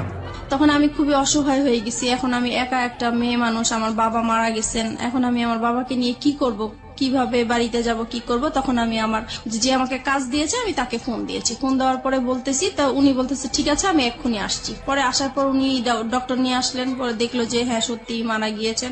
পরে যাই হোক উনি আমাকে টাকা পয়সা দিল, আমি আমার বাবার লাশ নিয়ে বাড়িতে গেলাম, মাটি টাটি দিয়ে তারপরে আমি আসলাম। এখন আসার পরে আমি নতুন বাসায় উঠে গেলাম। আর এদিকে একটা কথা বলতে ভুলে গেছি, আমি যখন আমার বাবার আশ্রয় পেয়েছি তখন আমি আমার মেয়েকে নিয়ে আসছি, আমার মেয়েকে আমার কাছে নিয়ে আসছিলাম। তারপর আমার মেয়ে ছিল আমার কাছে, তারপরে মেয়েকে নিয়ে আলাদা বাসা নিয়েছি। মাঝে মধ্যে আমার হাজবেন্ডের সাথে কথা হয়, তারপরে আমার ছেলেকে দেওয়ার কথা বলি, সে বলে যে না মেয়েকে নিয়ে গেছো ভালো কথা, ছেলেকে আমি কখনোই তোমাকে দিব না। তারপরে আমি কাজ করতে থাকি, এদিক দিয়ে মেয়েকে স্কুলে ভর্তি করে দিয়েছি। আমি আপনাকে কিছু কোশ্চেন করবো এই মুহূর্তে, কোশ্চেনগুলো খুব ছোট ছোট করে আমি জানতে চাই। প্রথম কথা হচ্ছে যে আপনি শেষ পর্যন্ত ছেলে এবং মেয়ে দুটো পেয়েছেন আপনার কাছে, রাইট? পেয়েছি। এটা কি আপনি আইডি লড়াইয়ের মাধ্যমে পেয়েছেন নাকি আলটিমেটলি কোনো ব্যবস্থা করে তাদেরকে নিয়ে না, ওই যে আমার বসরা যে পাওয়ারফুল, ওনাদেরকে পাওয়ার দেখিয়ে মানে ওদেরকে নিয়ে বসরা পাওয়ারফুল মানে আমার বস তো রাজনীতির সাথে জড়িত। মানে আপনি আলটিমেটলি যেখানে কাজ করতেন বা যে ধরনের যার কাছ থেকে সাপোর্ট পেতেন তিনি রাজনীতির সাথে জড়িত ছিলেন, তিনি আপনাকে এমনি এমনি সাহায্য করতেন? জি। এমনি এমনি কি ওই দুনিয়া আজকালকে সাহায্য করে? এবং তাও আপনার মতো মানুষকে কেন করতে যাবে সে সাহায্য? উনি একটা অসহায় মেয়ে মানুষ হিসেবে আমাকে সাহায্য করেছে। আর ওনার একটা আশা ছিল, প্রথমে আমি বুঝতে পারি নাই, একদিন সে আমাকে বলেছিল যে তুমি যদি কিছু মনে না করো আমি তোর সাথে একটা কথা বলবো। তো বলতেছে যে আমি তোমাকে বিয়ে করতে চাই। তো আমি বলছি যে না আসলে আমি আপনাকে বিয়ে করতে পারবো না। তখন বলে যে কেন করতে পারবো না? তো আমি বলছি যে আসলে আমি একজনকে ভালোবাসি, তার সাথে আমি এখনো আছি, সে আমাকে বিয়ে করবে, আমি তার সাথে কমিটমেন্টে আছি। Okay fine. তখন আপনি রাসেলের সাথে কমিটমেন্টে আছেন? জি। মানে রাসেলের সাথে এক ধরনের লিভ টুগেদার আপনি করছেন উইদাউট বিয়ে, এক ধরনের শারীরিক অনৈতিক সম্পর্ক, রাইট? জি। এবং যে বসের কথা এখানে আসছিল উনি আপনাকে কতদিন পর্যন্ত সাপোর্ট করেছিলেন, না এখনো করছেন? কে বস? জি, এখনো সে করছেন, এখনো সে আপনাকে সাপোর্ট করে যাচ্ছেন উইদাউট এনি ইন্টারেস্ট। ওকে। এবং তার সাহায্যে, তার রাজনৈতিক ক্ষমতার বলেই আপনি আপনার মেয়েটাকেও ছেলেটাকেও দুজনকে আপনার কাছে রেখেছেন। জি। ওকে, রাসেল এখন কি বলে? আমাকে রাসেলের শেষ অবস্থাটা বলেন। রাসেলের সাথে এখন আমার সম্পর্ক মোটামুটি নাই বলা চলে। নাই বললেই চলে? কেন? কারণ সে আমার একটা ফল্ট পেয়ে, মানে আসলে এটা ফল্ট না, কিন্তু সে ফল্ট ধরে জাস্ট আমাকে বলতেছে তোমার এই ফল্টের জন্য আমি আর তোমার সাথে সম্পর্ক Which রাখবো না। fault? ফল্টটা হচ্ছে যে আমি যেহেতু বাইং হাউসে কাজ করি, আমার বাইরেদের সাথে কন্ট্যাক্ট করতে হয়, বাইরেদেরকে মেসেজ পাঠাতে হয়। তো একটা মেসেজ অবশ্য আমি ব্যক্তিগতভাবে পাঠিয়ে ফেলছিলাম, তো সেই মেসেজটা সে দেখেছে, দেখার পরে সে ওইটাকেই ফল্ট মনে করেছে। তো বলতেছে আমি তোমাকে কাজ করার জন্য সুযোগ দিয়েছি। জীবনে কোনোদিন সে আপনাকে সেই ধরনের কথা বলেছে যে একজন মানুষকে ভালোবেসে সংসার করে তাকে ছেড়ে আসছো, আমাকেও যে ছেড়ে যাবা না, তার কোনো কি নিশ্চয়তা আছে? কখনো কি আপনাকে সেই ধরনের কোনো কথা বলেছে, রেগে হোক বা অন্য কোনো ভাবে হোক? না, এইটা আমাদের সম্পর্ক যতদিন ভালো ছিল ততদিন এই কথাটা সে বলে। ভালো মন্দের জায়গাতে আমি যেতে চাই না, আমি শুধু বলতে চাই যে তার মুখ থেকে কখনো আপনি এই ধরনের কথা শুনেছেন কিনা? লাস্টের দিকে শুনেছি। লাস্টের দিকে শুনেছেন। This is the real fact. Okay, যেটা হচ্ছে যে রাসেল এখন কি বাংলাদেশে আছে, মানে আপনার আশেপাশে আছে? না, রাসেল এখন বাংলাদেশেই নেই। বাংলাদেশেই নাই? কোথায় আছে সে? সে এখন আমেরিকায় আছে। আমেরিকাতে আছে। শেষ পর্যন্ত আপনি কি জেনেছেন তার সম্পর্কে, তার ফ্যামিলি সম্পর্কে? সে লাস্টে আমাকে যখন সে যেদিন চলে যাবে সেদিন আমাকে ফোন দিয়ে বলতেছে, দেখো ওই ফোন টোন বা SMS ওগুলো আসলে কিছুই ছিল না, তুমি আমাকে সরাসরি যদি তোমাকে বলি আমি বাইরে চলে যাচ্ছি, আমাকে তো যেতে দিবে না, তাই আসলে ওইরকম কিছু বলা হয়েছে। এখন যেটা হচ্ছে যে আমি চলে যাচ্ছি, সে আমার কাছে লুকিয়েছে পুরো বিষয়টা। সে বলেছে যে সে ভিজিট ভিসায় যাচ্ছে, কিন্তু কানাডায় যাচ্ছে এই কথা বলতেছে। আমি 3 মাস পরে চলে আসবো, 3 মাস পরে তুমি যা বলবো আমি তাই শুনবো, আমি তোমাকে ছাড়া থাকতে পারবো না। তো এইভাবেই পরে কথাই হচ্ছে, উনি বাইরে থেকেও আমার সাথে কথা বলছে। হঠাৎ একদিন আমার কেন জানি মনে হইলো যে সে আর মানে আমার সাথে নাই, কেমন জানি সে আলাদা। বাইরে যাওয়ার পরে একটু ফোন কম করে, তারপরে মাঝখানে সে বলছে যে দেখো তোমাকে বলছি, তুমি যদি কোনো ব্যবস্থা ভালো কিছু পাও, ভালো কোনো অফার পাও, তুমি চলে যাও, আমার আশায় থেকো না। আর যদি আমার আশায় থাকো তাহলে হবে কি হবে না এর কোনো গ্যারান্টি আমি দিতে পারবো না, এখন সবকিছু তোমার উপরে। তো এটা বলার পরে আমার খুব খারাপ লাগছিল। পরে যেভাবেই হোক আমি কোনো না কোনো ভাবেই তার একটা খোঁজ নিয়েছি, তারপর তার বোনের একটা নাম্বারে আমি ফোন দিয়েছি। ফোন দেওয়ার পরে আমি তার ফ্রেন্ড হিসেবে কথা জিজ্ঞেস করতেছি যে রাসেল কোথায়, রাসেলকে তো অনেকদিন ধরে পাচ্ছি না, ফোনে কোথায় গেছে। তখন সে বলল যে আমার ভাই তো আমেরিকায় চলে গেছে। তো আমি বলছি আমেরিকায় কেন হঠাৎ করে চলে গেল? বলে ও তো ওর ওয়াইফের কাছে চলে গেছে।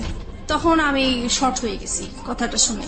তারপরে আমি বললাম যে ওয়াইফ মানে সে কবে বিয়ে করেছে? বলতেছে সে তো 3 বছর আগে বিয়ে করেছে। তো বললাম ওনার ওয়াইফের নাম কি? তখন যেই নামটা বললো সেই নামটাতে আমি আগে থেকেই পরিচিত, কারণ আমাকে বলেছে এই নামের মেয়ের সাথে ও প্রেম করেছে, দেন ওদের ব্রেকআপ হয়ে গেছে, কিন্তু আসলে ওইটাই ওর ওয়াইফ ছিল। আর যখন ব্রেকআপ হয়ে গেছে তখনই ওর বউ বাইরে চলে গিয়েছিল, সেই টাইমটা সে আমার সাথে পাস করেছে। এখন বুঝতে পারছি যে সে মানে আসলে টাইম পাস করার জন্যই আমার সাথে রিলেশন করা।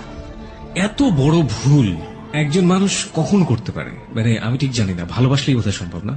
লাভ রানস ব্লাইন্ড একটা কথা আছে যে ভালোবাসা হচ্ছে অন্ধ, এবং একটা মানুষকে কতটা অন্ধ করে দিলে একটা মানুষ এই কাজটা আসলে করতে পারে। আমি ওর ভালোবাসার অন্ধ ছিলাম। ও এরকম কিছু কথা বলতো যা আমার কাছে খুবই মানে ভালো লাগতো এবং বিশ্বাসযোগ্য ছিল।